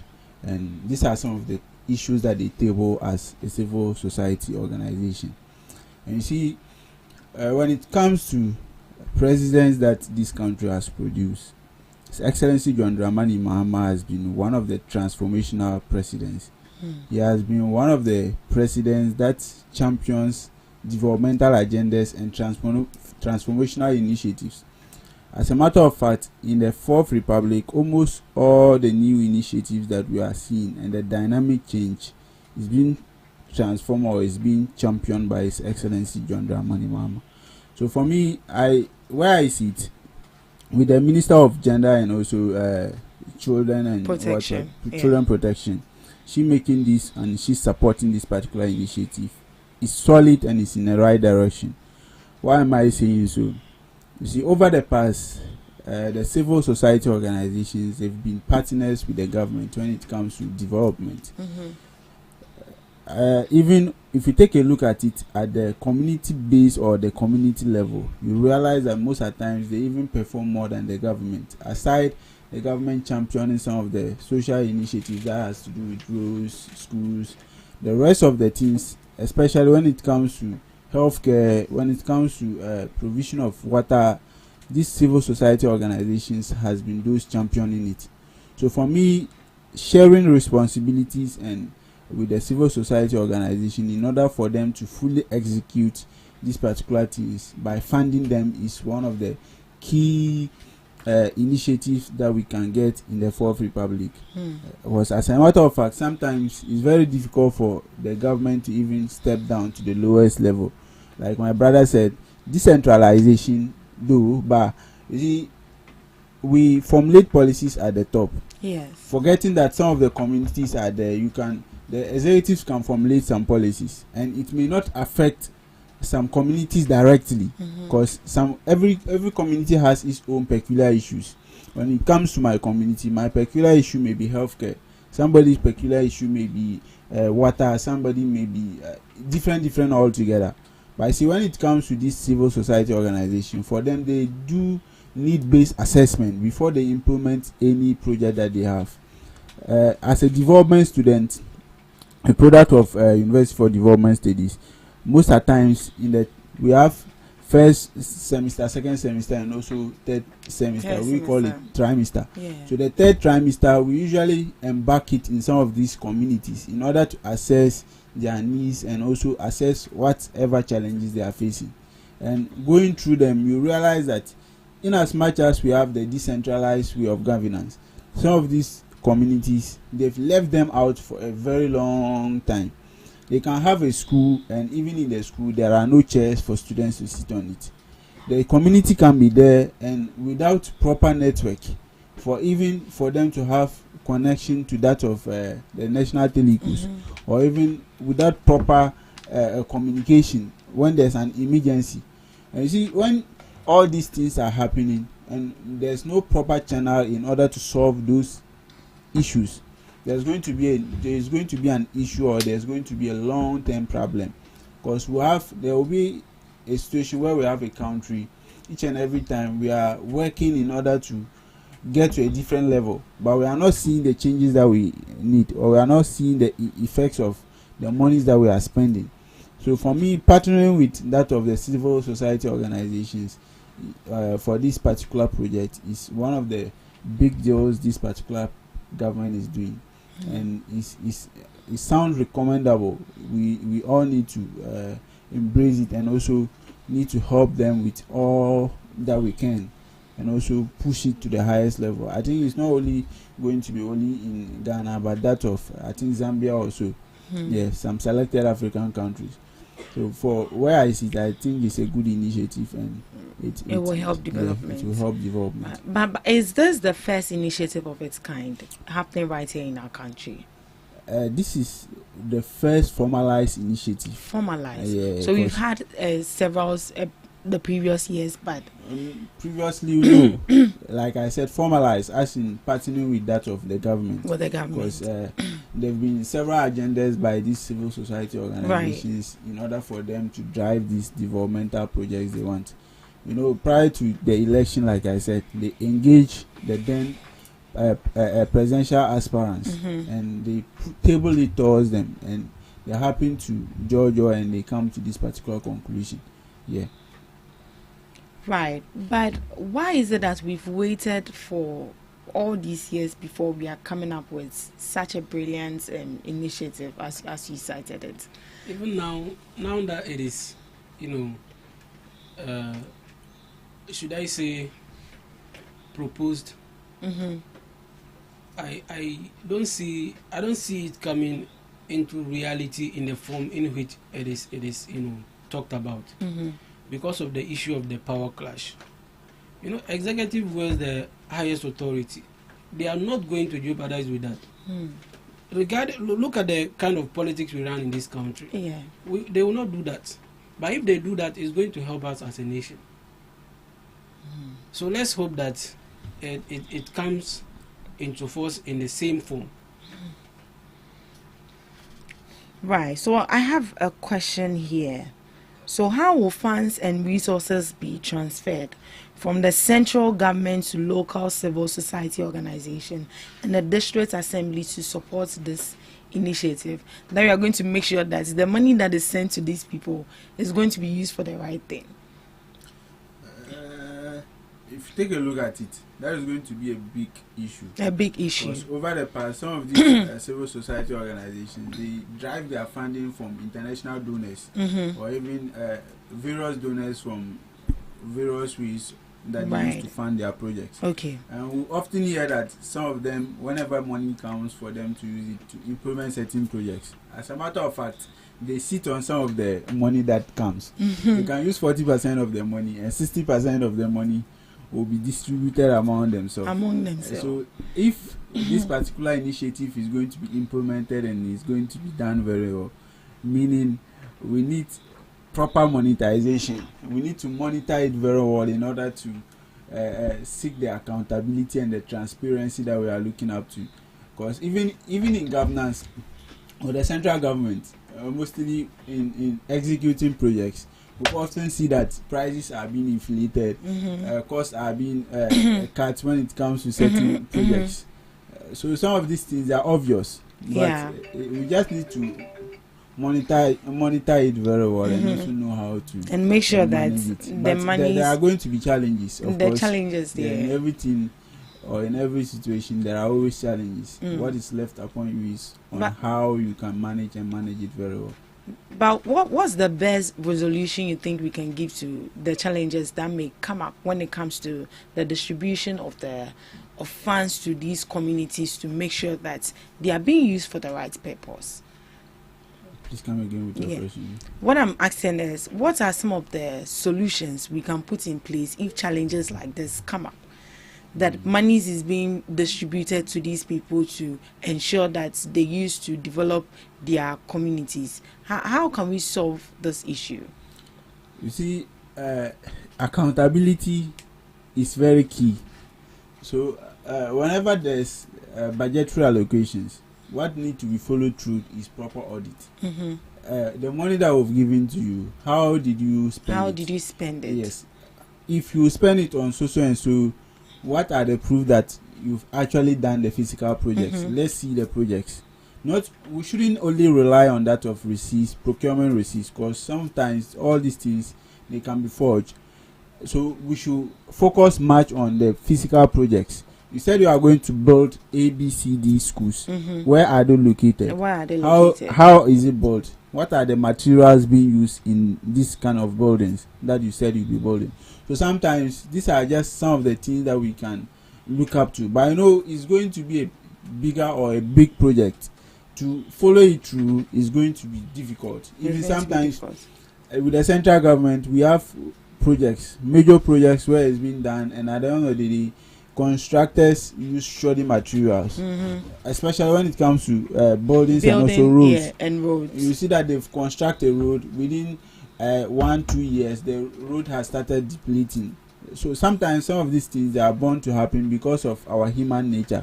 So first of all, we need to reorient ourselves and also put proper measures in order to curb some of these issues. Even though they are bound to happen. They are bound to happen. The percentage of error shouldn't be more than 20%. Are you sure? It shouldn't. Ghana will try as much as possible so that it will be and the corruption level in this country there. He wanted to say something, Mr. Yes, Abdul. yes, I want to say something. Yes. With regards to the funds and how it is going to be distributed. Yes. If you look at, I think it's Article 272 or so.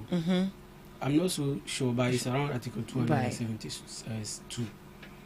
That there's a requirement that a percentage, I think it's about 2.something% of the national revenue, the revenue we generate as a nation annually, be given to every district assemblies. So that's what the constitution says. And this is also in advancements of the issue of decentralization. So I think that Parliament can come up with a law that would emphasize more on this particular position of the constitution, so that the allocation of funds would be determined by Parliament. And then Parliament will also come up with a committee that will be making a follow-ups on how the spendings are done. So this is what I think should be done. To ensure we have, we have the money allocated for every constituency being used for the right purposes, instead of it ending up in pockets of, individuals. Yeah, so this is my position. That's your position. They said the youth, we are the future leaders. How are they going to ensure that the youth is actually like involved in this particular shift they are bringing up? Should the money just be given to maybe the assembly members, or there should be some kind of like an appointment especially for this particular initiative that is coming up? So I believe at the local level there can be a fund, or should I say a program that would seek to fish out those with potentials in terms of carrying out activities and getting success at it. So I think in order to get the youth involved, they must set up, or there should be an initiative. An initiative that would that would be made specifically for the youth, to ensure that the interests of the youth are served, are taken into consideration in terms of developmental initiatives and that sort of a thing. That sort of a thing. Yeah. Right. So the youth, please get involved. Make sure that you also get. The last time I was talking about this policy, or did they say I don't know. Yeah. What do you want to say? That policy. You see, I have the belief that this is a policy for the aged. Why the aged? Why you think the youth cannot benefit from this particular policy? You see, I'm saying this because I know how these birds work. The kind of attention they need. That you cannot leave it for more than 30 minutes without attending to it.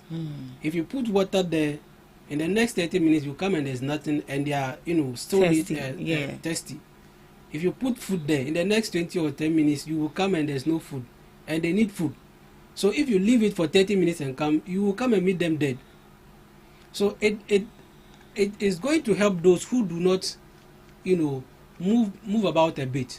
Those who are that kind of indoor kind of people. But for them, they will have time for them. But as young people, as young people as we are, it will be very difficult. Because for me, I'm taking myself as an example. If you give me those things, the next day they will die. Because me, why would they die? I don't sit at all. I will not get time to sit. So that is your job. So you've decided that you are taking the Nkoko and Kitten policy as your job. If that is your job, how then do you leave it and then be roaming about? Just as maybe he's a politician, so he's looking at it in a political eye. Just as you have been employed here. The government is distributing to nearly every household.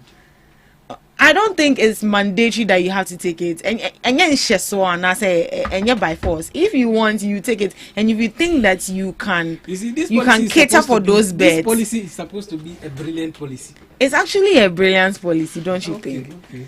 Yeah, because just as you have been employed. Some MPP members, they try to bring propaganda in this. All of them, they are trying to cut corners to bring issues when it comes to this particular policy. But you see, we always and also do this, farming, and then we consider the fact that this is not the first time it has happened, and in some instances we had to see some corner. But I see when it comes to the drivers of the economy, agric is the number one thing. Yeah, unless agric is the backbone of Ghana. Exactly. In as much as there's AI, what and whatever, agric is the backbone. Without us having enough food, there's no way that the country can move forward. We've actually seen a lot of countries, Germany, where like they depend, most of their GDP comes from that of the agri sector. So that particular initiative is going to save a lot of us, especially the young people who don't have jobs. Who don't have jobs, seriously, because you see, poultry farm is one of the machines that can give you money even more than 9 to 5. Some jobs are in this country that a lot of people goes, and at the end of the day, they are not even receiving up to 5,000 Ghana cedis. if you actually manage a poultry farm very well, within a month, and it's yielding, you'll be able to make more than 30,000 Ghana cedis each and every month. So huge sums of money will come from this particular sector, and to expand our economy. As a matter of fact, if the initiative starts and you take it, you will employ me to come and be feeding your fowls for you. So let's relate it to the topic we're actually talking. That has to do with the decentralization. So, and maybe an assembly member will be like, oh, maybe let's look at this particular region. They are very good when it comes to rearing fowls and then all of that. So why don't we just like take in more fowls right here in this, and maybe be distributing comparative advantage. And be distributing maybe the eggs for maybe Ashanti region or northern region. So when it happens like that, people will have it at the back of their mind that when it comes to eggs, or maybe when it comes to fowls or chicken, when you go to maybe region A, they are known for that. Don't you think this is actually going to help? I know you don't agree with it, but you have to agree with it. You have to agree with it. Don't you think it's going to be a nice idea if you look at it in a form comparative advantage, where you say that okay, for northern region they are good at this, and so let's provide them with that. Upper East region they are good at this, let's provide them with that. I think to some extent it's going to help, but the way and manner in which they are going about the Nkukon Kitty policy. But how are they going about it? I'm telling you that they are planning on distributing to nearly every household in this country. But I don't think it's mandatory. It's not. So what if I don't like chicken and you are bringing me chicken to care for? I don't think it's supposed to be something fair. That is going to help us drive our nation. It's not like we are distributing it to every household, but those who have interest, and right? Also who can take care of them. You apply, and when you apply, they will give you something. Don't worry. Abdo, you just don't like the policy, or you are being a politician this morning. Well, I like the policy. I like the policy. You like it. My problem is how it is being executed, and I'm also scared that we will end up the way we ended up with the guinea fowls issue. You understand? We had issue where guinea fowls flew to Burkina Faso. We didn't retrieve them.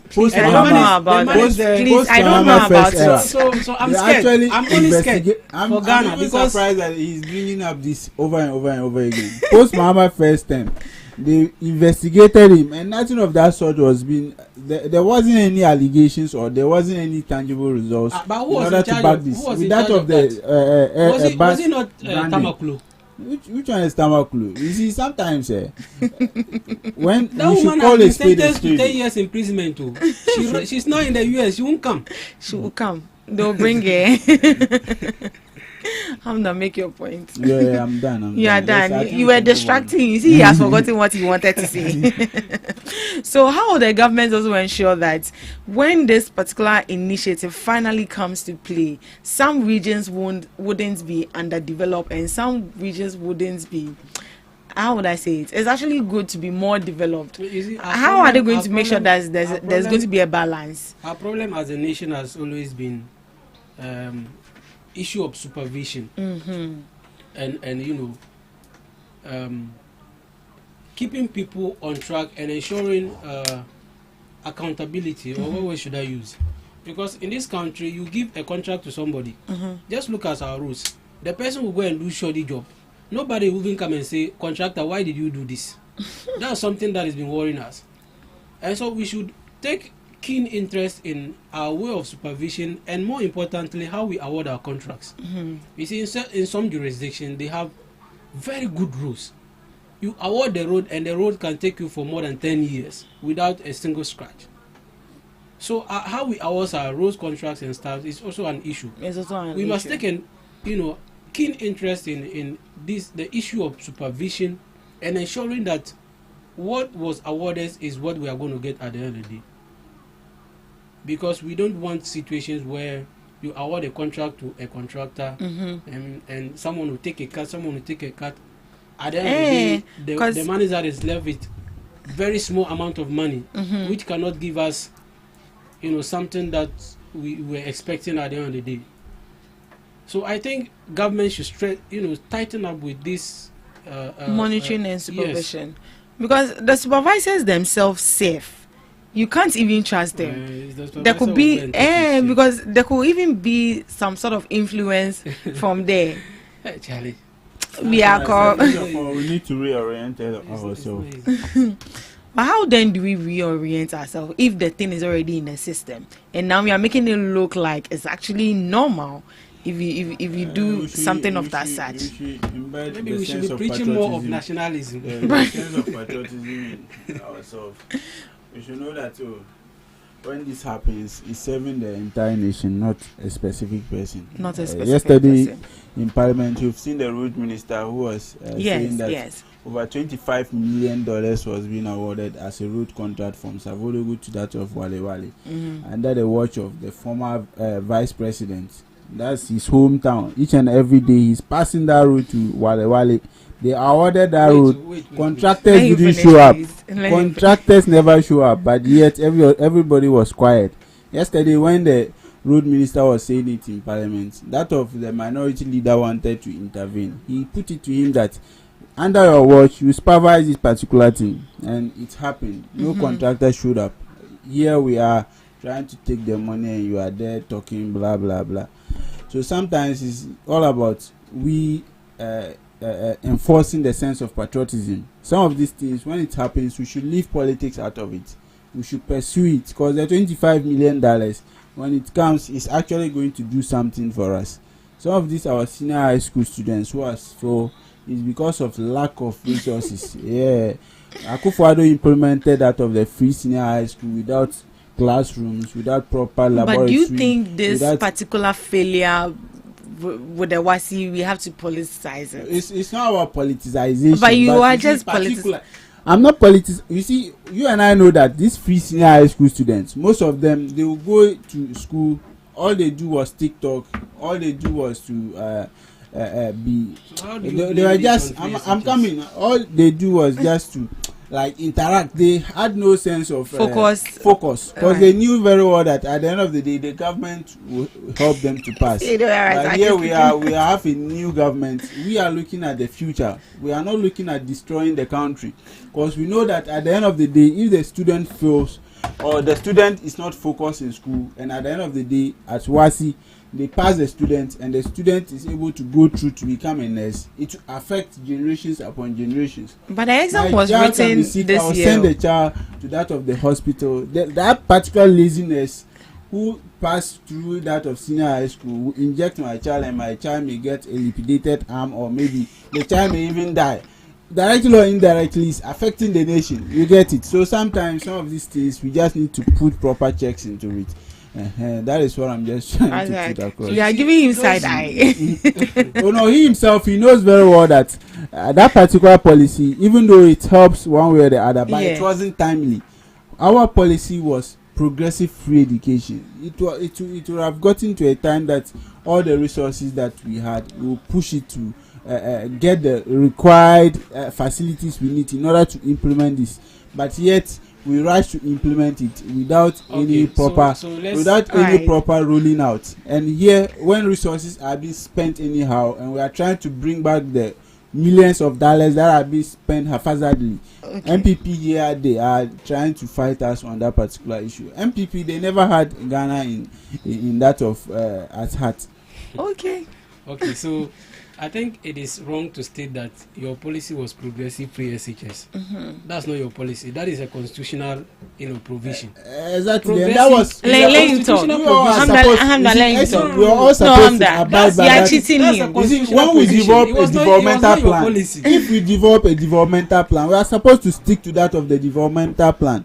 You get it? And but you see, the truth of the matter is that there was no developmental plan. Imagine, you said it was a constitutional provision. So why didn't you follow the constitutional provision? You said your policy, so I'm just correcting you. I want you to understand that we had a policy. We had a policy. It was a national policy. You cannot take credit as a matter of fact, that which the constitution has provided. You understand? Okay, you didn't even implement the progressive one. How do you take credit for it? The constitution says progressive, right? You didn't do anything with regards to progressive free SHS. Then Today, Akufo-Addo came into office. He implemented the free senior high school. Do you understand? Yes. After its implementation, steps were taken to establish, various classrooms and you've not established classrooms. You are implementing free senior high school. I think you are cheating, Mr. Hamza. because of the numbers, the overwhelming numbers, a lot of people that could not go to school, they now had the chance to go to school, and because of that, it poses pressure, challenge in terms of infrastructure. So measures were taken to establish classrooms and dormitories. So Mama wanted to establish classrooms first. That was the first thing. E-blocks was being rolled out across the country. In my district, we had one, and even in Sang, they also had one. And at the end of the day, it is important we state that even the e-blocks that is Matt talked about, some of them were left in the bush to rot. Not, some of them were but why didn't your government complete it? We completed some of them that we could. That you could. And considering the fact that we had a clear plan as government and a clear policy that we're going to run by. We had our promises to the Ghanaian people which we were supposed to fulfill. And you see, I think those that are driving the narrative that free SHS is the reason why people failed, I think it's those that are trying to shield themselves from accountability.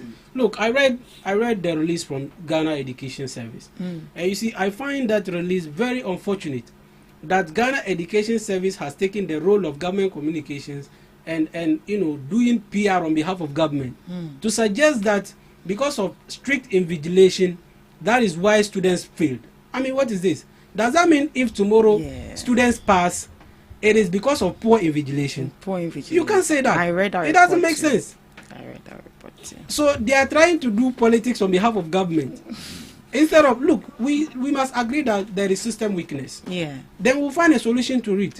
Our education system is weak. We have weakness. Yes, it's a system weakness. We have weakness. I graduated from senior high school. Let's not run away from our main issue. There was same strictness when it comes to exams. But when the free senior high school students started writing WASI, from that time to that of last year, we've seen like invigilators, they've lax. When it comes to sending foreign materials, it was rampant. So all these things were meant to happen. Sometimes students can be writing exams and the exam papers will be roaming in town 3 days or even 4 days to that of the exams. So all these things, we are just trying to change the narrative in order to project a better Ghana. Right. Okay. Since we have managed to run away from the main issue, let's move on to our next topic. Matthew Nyamda, I don't know if I got the name correct. Nyendam, right. Yes. Matthew Nyendam files CS motion to quash High Court election annulment. So the political dispute over the parliamentary seat for Mandai constituency has taken a new turn. Incumbent MP, Matthew Nyendam has filed a motion at the Supreme Court of Ghana asking the court to overturn a recent judgment by the Tamale High Court that annulled his 2024 election victory.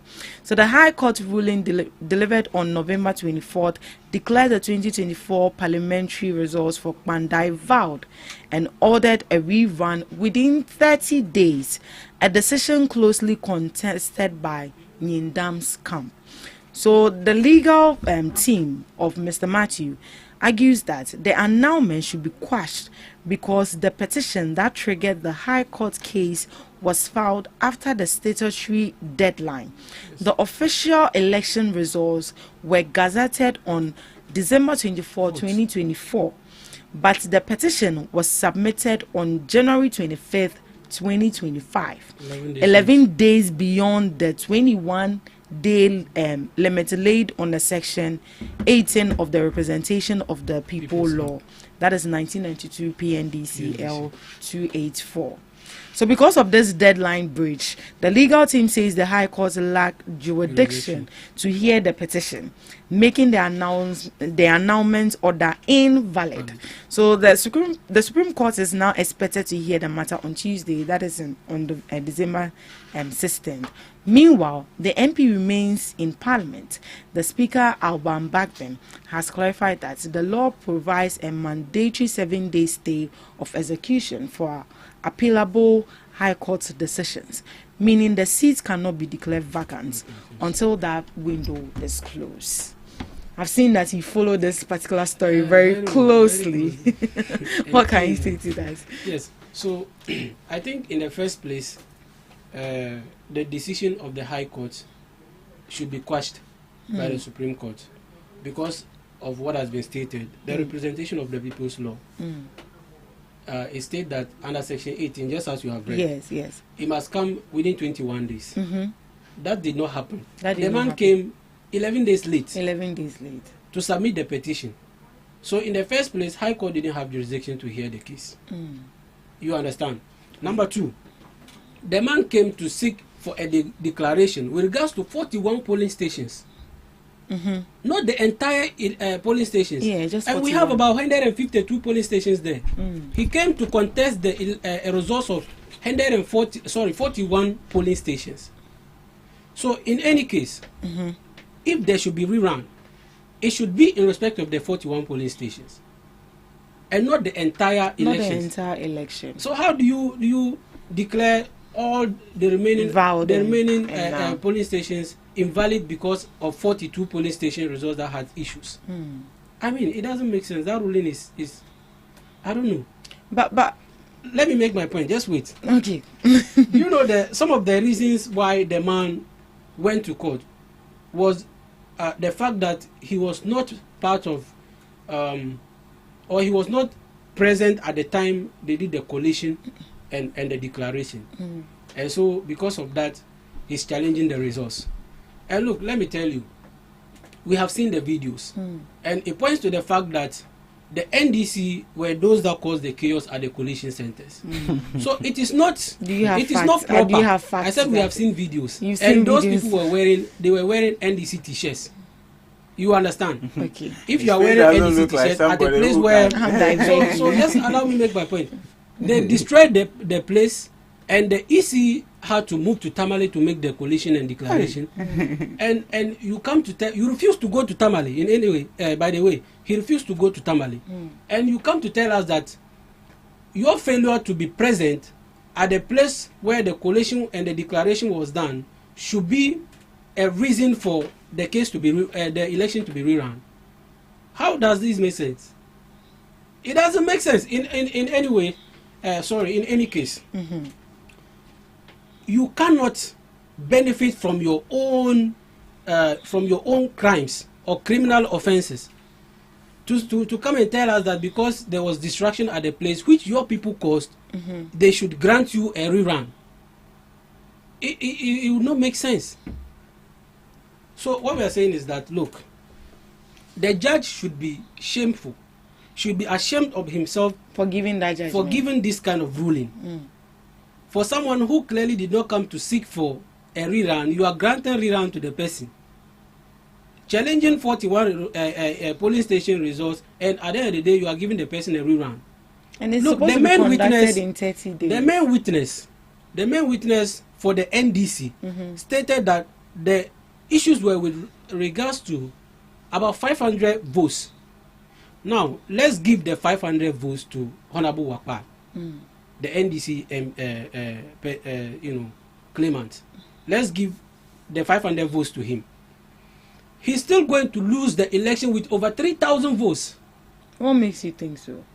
Because Honorable Matthew Nyindam won the election with over 3,700 votes. So you think even if they still go give him that 500 votes, he's still going to lose the election with over 3,000 votes. So why don't you just allow for a rerun? Because this is a democracy. We want to see that the laws are working. Right. You understand? Yeah. You cannot just come and cause chaos and you run to court because you have majority and you have won the election massively. You think you can use the state institution to intimidate people and win seats that clearly did not belong to you. I mean, what is this? We are saying that, look, we want to see the institutions of state work. And we are not surprised by some of the happenings. Because when President Mahama made a statement to the effect that they are going to appoint justices to the Supreme Court to balance the bench, it sent a signal that they want to control the judiciary. And as we speak, they have already appointed, and Parliament has approved over 7 justices already. Coupled with the fact that our the former Chief Justice has been removed in a Rambo style. That's something we are finding difficult to understand. When there are injunctions against a matter and someone has a constitutional duty to empanel for the case to be heard, the person failed in that regard, and you don't see nothing wrong with that. You just, overlook everything and you appoint a new justice. I mean, what is this? Look, let's be serious as a nation. What President Mahama is doing is putting the judiciary at risk. He's putting the judiciary at risk. Look at the ruling that the man gave. What is this? No. But don't you think this was actually given to prevent all the chaos and then the drama? I'm telling you that, look, you don't give a ruling that does not find it basis on the law. Do you understand what I'm saying? If you give a ruling, there's a saying that you cannot come to court and then the court will give you what you did not come to seek from the court. You understand? That's the principle. So what we are saying is that the man is challenging 41 polling station results. Yeah. So even if there should be rerun, it should be in respect of the 41. Of the 41, not the entire election constituency. To the extent that areas where there were no issues, they should also they are now included. You understand? Right. Hamda, what can you say to this issue? First of all, let me correct my brother very well. You see, the videos that was circulating, the chaos that was caused wasn't caused by that of NDC people. And also, there wasn't even a single person in that particular video who was wearing NDC t-shirt. As a matter of fact, some of the evidences that was being presented to that of the court was presented by the NDC people. It wasn't necessary. It wasn't NDC who sent the case to court. It was an independent person, that of the parliamentary candidate, who sent it to court. So, if you take a look at the evidences, the videos was part. So, if you are here saying that the video that was sent to that of the court, it was NDC people wearing NDC t-shirts, how can it be presented as an evidence? You see, he's just trying to peddle falsehood and play around words in order to find an entry point to enter and disseminate lies and all those things. But you see, first of all, we got here simply because Nanado failed the country. He performed abysmal. Like when it comes to his performance, his and that of His Excellency Baulaya, formerly the Vice President of the country. Is that his new name now? No, that's his name. He has been known.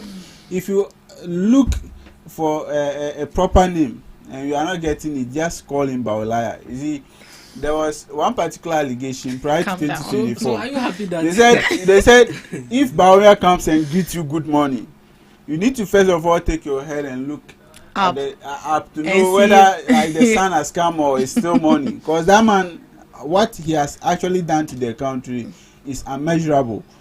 You see, first of all, we got to that point because of what Akufo-Addo cost us. You see, we were in this country when elections was being run, and we've seen parliamentary seats being snatched by using executive power. So they kind of thought like, 2024 we're in power and we can use any Rambo style in order to take that particular or get any seat, forgetting that anything can happen at the end of the day. So they thought because they were in power, they will continue with their transition. So they were just doing all means possible in order to get any seat. And that was the main reason why they caused that particular chaos in Pandai district. And God being so good, at the end of the day, with these particular chaoses and everything, it revealed the true colors of that of NPP. The good people of Ghana endorsed NDC with a performance that has never happened in the country. unprecedented election win, and because of this, and this MPP also feel like, oh, we've gotten majority, a lot of seats in parliament, so some of these seats that MPP were trying to smuggle, we should just leave it up to them. No, if you take a look at some of these seats, these are the will of the people. If the people speaks, we have to listen. So you cannot come and use your kululu in order to get any seat, and you expect us that we should just leave the seat to you. You see, in as much as the petition that was sent to that of the court was being contested for that of 40 ballot boxes. You see, sometimes when you go to the judiciary, they also have their own way of looking at cases. If they see that there's a need for us to rerun the entire constituency, so be it. You see, you and I, let's say we are husband and wife, and we have issues, and we go to the court. First thing first, the first way of looking at it, if we are going for divorce, they can tell us that we should go back and reconcile. They will give us some number of days. Why are they doing that? Because they kind of feel like that is the way of building the society.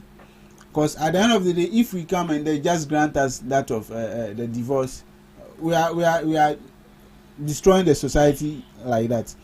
So with that of the judiciary, we go into them with 40 ballot boxes, and they feel like, oh, in order for us to build this particular constituency, and we will not have any grudges, go back and rerun the entire constituency.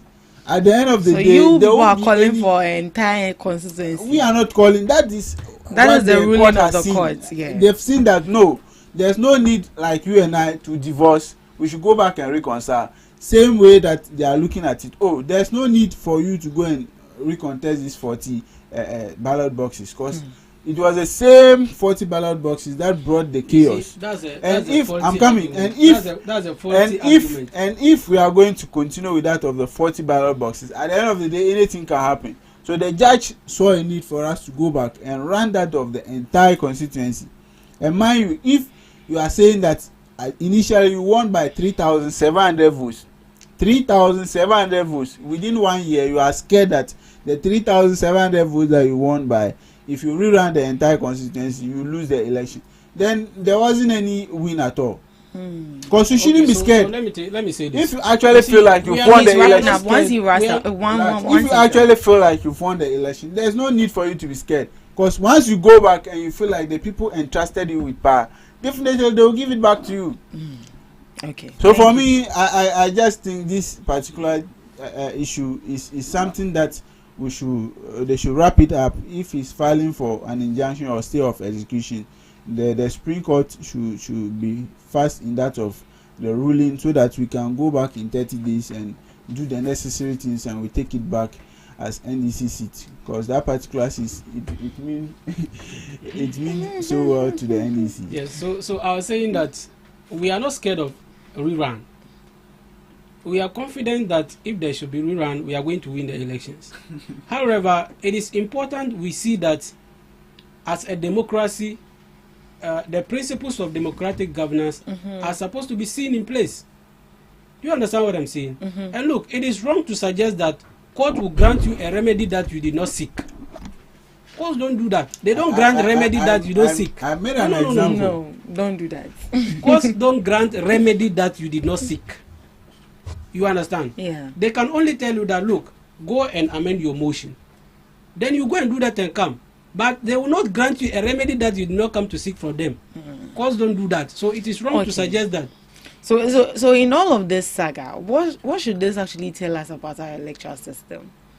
Well, let's talk about the judiciary system. That's where the problem is. Not the electoral system. No. I mean, the electoral committee, these things are bound to happen. This is not the first time a parliamentary candidate But why have you waited for against... this long before we are sorting out these issues? And you see, to even think that the man waited for 11 days to file the petition is against the law. That's the basic thing we should look at. It is against the law. So that was a stillbirth petition. Because it was not matured. It was not matured. You understand? Right. So it is completely wrong. And I see that, look, we had when we were about to run the Akotia elections. Honorable Collins Dawda made a submission that if he was a president and the people of Akutia refused to vote for his parliamentary candidate, he will not, give them developmental projects. That is what Honorable Collins down. Please let me make my point. Please, I'm making my point. Former president. So you see, please let it out I'm making my point. You must allow me. Council. You must allow me. I gave you a parliamentary candidate. So you must allow me vote for that parliamentary candidate. You must allow me make my point. You must allow me make my point. Here you are. You must allow me make my point. Now you let him finish. You understand? So Honorable Collins Dawda said that. So what we are saying is that trying to manipulate the election, you are just trying to tell us that we should do rerun. So you go and tell the people that the MP that you have voted for, he cannot do anything for you because they are not in power. And so because of that, we are not going to bring development if you don't vote for our MP. That's what they are seeking to do. And look, what Akufo-Addo said was at Volta region. He wasn't saying that because they didn't vote for him, he's not bringing development. What Akufo-Addo said was that no, I want to hear what Akufo-Addo said was that ordinarily, if it is about who is voting for me and who is not, I shouldn't be here because you don't vote for me. But that is not my concern. My concern is that there's a problem and I'm supposed to solve the problem. That's what he said. That's what he said. Okay. His words was being led by actions. So you people, he never in the voter region. But how can voter region be voting for NDC when they are not getting development? Just imagine. They are human beings. Every human being needs development. Yes. Why should they keep voting for NDC without getting development? Yes. So what are you? So it is inaccurate to state that it was that of the river. It was a pirate. And at the end of the day, Akufo-Addo came to make that vague statement, knowing very well that his true intention was to neglect the people. Lastly, for this particular, what would be your final expectation for this particular case in terms of the? So what I expect is that, and I know at the end of the day that's what's going to happen. I expect that the Supreme Court quash the decision. We are seeking for order of session right. So the Supreme Court should quash the decision of the High Court and make a proper determination on the matter. And I believe that is going to happen. Considering the facts presented and the kind of shambolic and scandalous ruling from the judge, I know definitely the High Court, Supreme Court will quash that decision or that ruling. Unfortunate ruling. Lastly. You see, like he's just trying to tickle himself. with that of Pandai district, is going to return to NDC. It's just a matter of time. You see, if you steal something from the befitting owner, when the right time comes, the person will take it back. And that of the Tamale High Court has made a decision, and I'm sure the Supreme Court, if the case is going to be appealed, is going to be the same ruling that of the High Court made in Tamale on 24th of November. The same decision is going to be taken by the Supreme Court. So it's just a matter of time. We are waiting, and NDC, our numbers will appreciate, and that of the minor minority, it will depreciate again. You are pressing next. So just to add to, they just increased electricity tariff. Yes, I've seen it already. By 18%. Hamda, hi. Sometimes, don't worry. No. Let me explain something. No. All this they've increased electricity tariff. It's yet to be increased. It was as a result of the what is the name? The IMF that we took.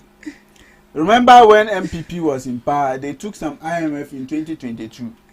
And up to now, that particular decision, they indicated as part of the conditionalities that each and every time our tariffs is supposed to be increased, that of the utility bills. So it's a condition. It was a condition in the IMF loan that we took. Okay. Remember, MPP is one of the government, or is the only government, or Nanado is the only government.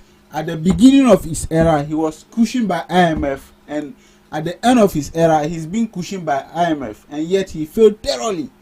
That particular man is going to be remembered as one of the worst presidents that we've ever had. Credit to Omani Bouawan. Ayo, yate. So let's look at our last topic. ECOWAS delegation role. So minority demands apology and reinstatement of Afenyo Makin. So a fresh confrontation has erupted in Parliament as the minority caucus is demanding a public apology from Speaker Alban Bagbin and Majority Leader Mahama Ayariga over what they describe as an embarrassing mishandling of Ghana's delegation to the ECOWAS Parliament. So the controversy stems from a petition alleging that Minority Leader Alexander Afenyo-Markin participated in an ECOWAS Parliament sitting after being removed from Ghana's delegation, an allegation the minority insists is baseless, procedurally wrong, and damaging to Ghana's international reputation. Do you think this apology, the minority, you need it? You see, I am going to speak to this as it is, as you know, a neutral kind of person. Okay, thank you. Because from what I have learned, the norm has always been that the ECOWAS and the Pan-African Parliament is always made up of deputy leaders and not leaders. So Afenyo-Markin was made, member of the ECOWAS Parliament when he was the deputy. Majority leader, and so now being the minority leader and then following the norms, ordinarily he shouldn't be there. He shouldn't be there. So why did he go there? Well, this is something I cannot tell. Yes. So I think that ordinarily he shouldn't be there. Yeah. So the fact that he was there, it's not really pleasing to me, actually. So they are demanding for their apology. That's what I want to understand. If he went there in his own will, knowing that he's not supposed to be there, why then is he? But you see, we cannot also establish that it is against the laws of our land or the laws of Parliament for the minority leader to be part of the ECOWAS Parliament. So if we cannot establish that, what it means is that it is not entirely wrong for the minority leader to be there. Do you understand? So the manner but you just said it's just the deputy. They dealt with him. Okay. I think it's unfair. It's unfair. How did they deal with him? Removing the minority leader from the Ghana's delegation. But he's now he's no longer a deputy. Yes, I know. Yes. And I'm saying that we cannot establish that lawfully he wasn't supposed to be there. You understand? You know, some norms can be amended. You understand? So if it was so important that you see, I'm finding it difficult to defend Afenyo-Markin. So don't defend him. I believe that yes, if you look at what I have said so far, you know that I am not here to defend him, because the norms and the the way things are done in Parliament, it is not the majority or the leadership that is always represented there. So he was not supposed to be there. Yes. So if he goes there, or if he went there in contravention with the directive from Parliament, I mean, it is proper that they raise the issue of contempt of Parliament against him. So if the minority is seeking for apology from the speaker and the majority leader, maybe it is in respect of how he was treated. You know, as a human being, there's a way you can be treated and you will not feel embarrassed with that kind of treatment. Look at Honorable Haruna Idris, for instance, when he was removed as minority leader, right? He didn't take it. He was not treated, in the way that he felt less of himself. It was not an issue of embarrassment to him.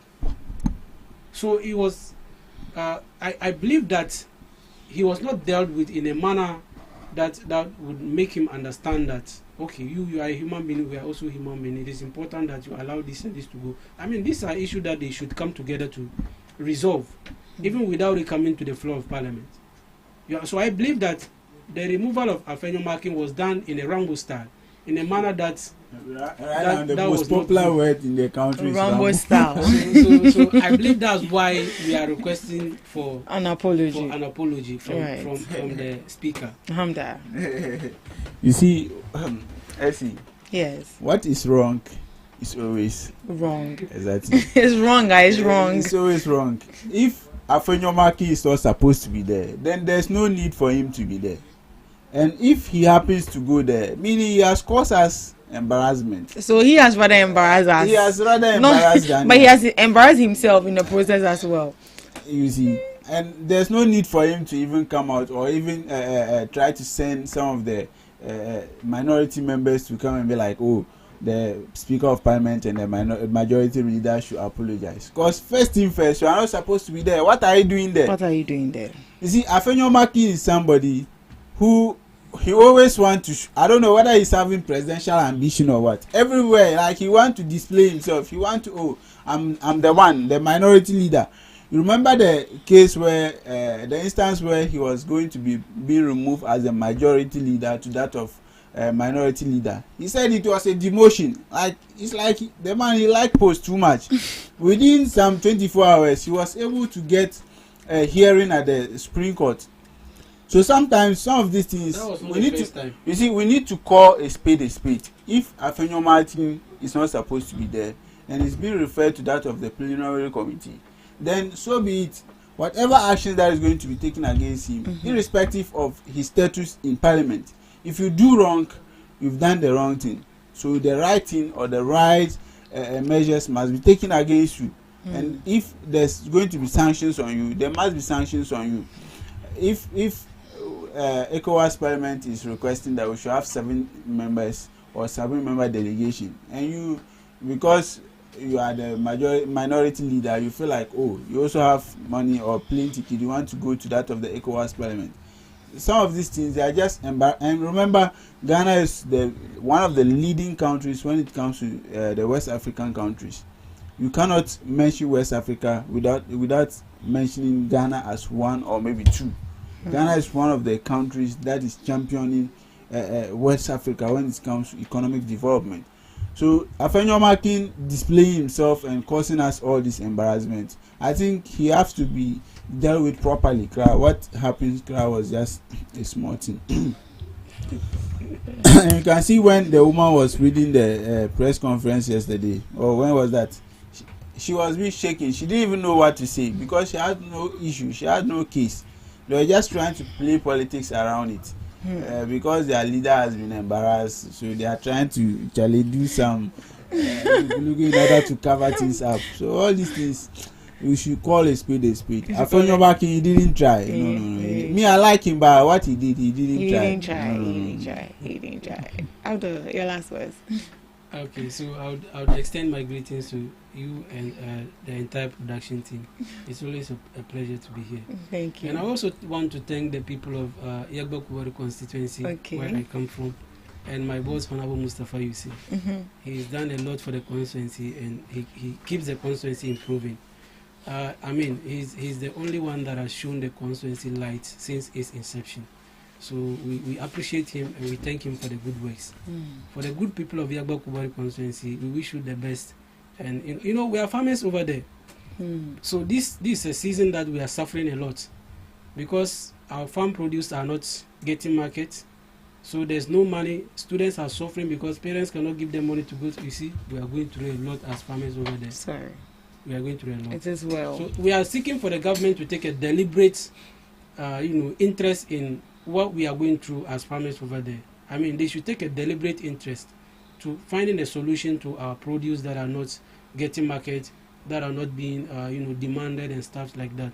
To have a country where we import a lot and farmers, we have just finished with that. You see, sometimes I always want to give credit to NPP. You know why? NPP, with a policy, one district, one factory, intended to ensure that issues that we are faced right now as farmers, when you produce rice, what we are seeking to do is that to establish rice processing plant. So when you produce the rice, there's a plant that will process it into finished goods. You understand? This is what the NPP government wanted to do. Then boom, NDC comes to power, they cancel the policy. Don't worry. When you come to power, you do it. Look, I'll stop here. There are a lot of unpleasant things happening. It Calm is down. worrying. He knew very well that his constituents need that of factories and that of proper roads in order to transport that of their farm produce from the village to that of the city in order to get proper market. But yet the current MP, which is Honorable Mustafa, when he was being appointed as the director for National Service Authority, then National Service, he together with some other people embezzle funds, and that of the money that they even embezzle allegedly, he could have used that to establish factories in that of his constituency. Let me land. In that of his constituency. Wait, let yet you finish. he didn't do that. No, calm down. When he was when he was again being, let me tell you this. Let me tell you this. When he was being again, there is no when he was competence jurisdiction finding the man faulty. I said allegedly. I said allegedly. No. You can't even make that point. Allegedly. Why was he not? And again, when he was being appointed as a sports minister, this same Mustafa, Honorable Gifty, she was charged, right?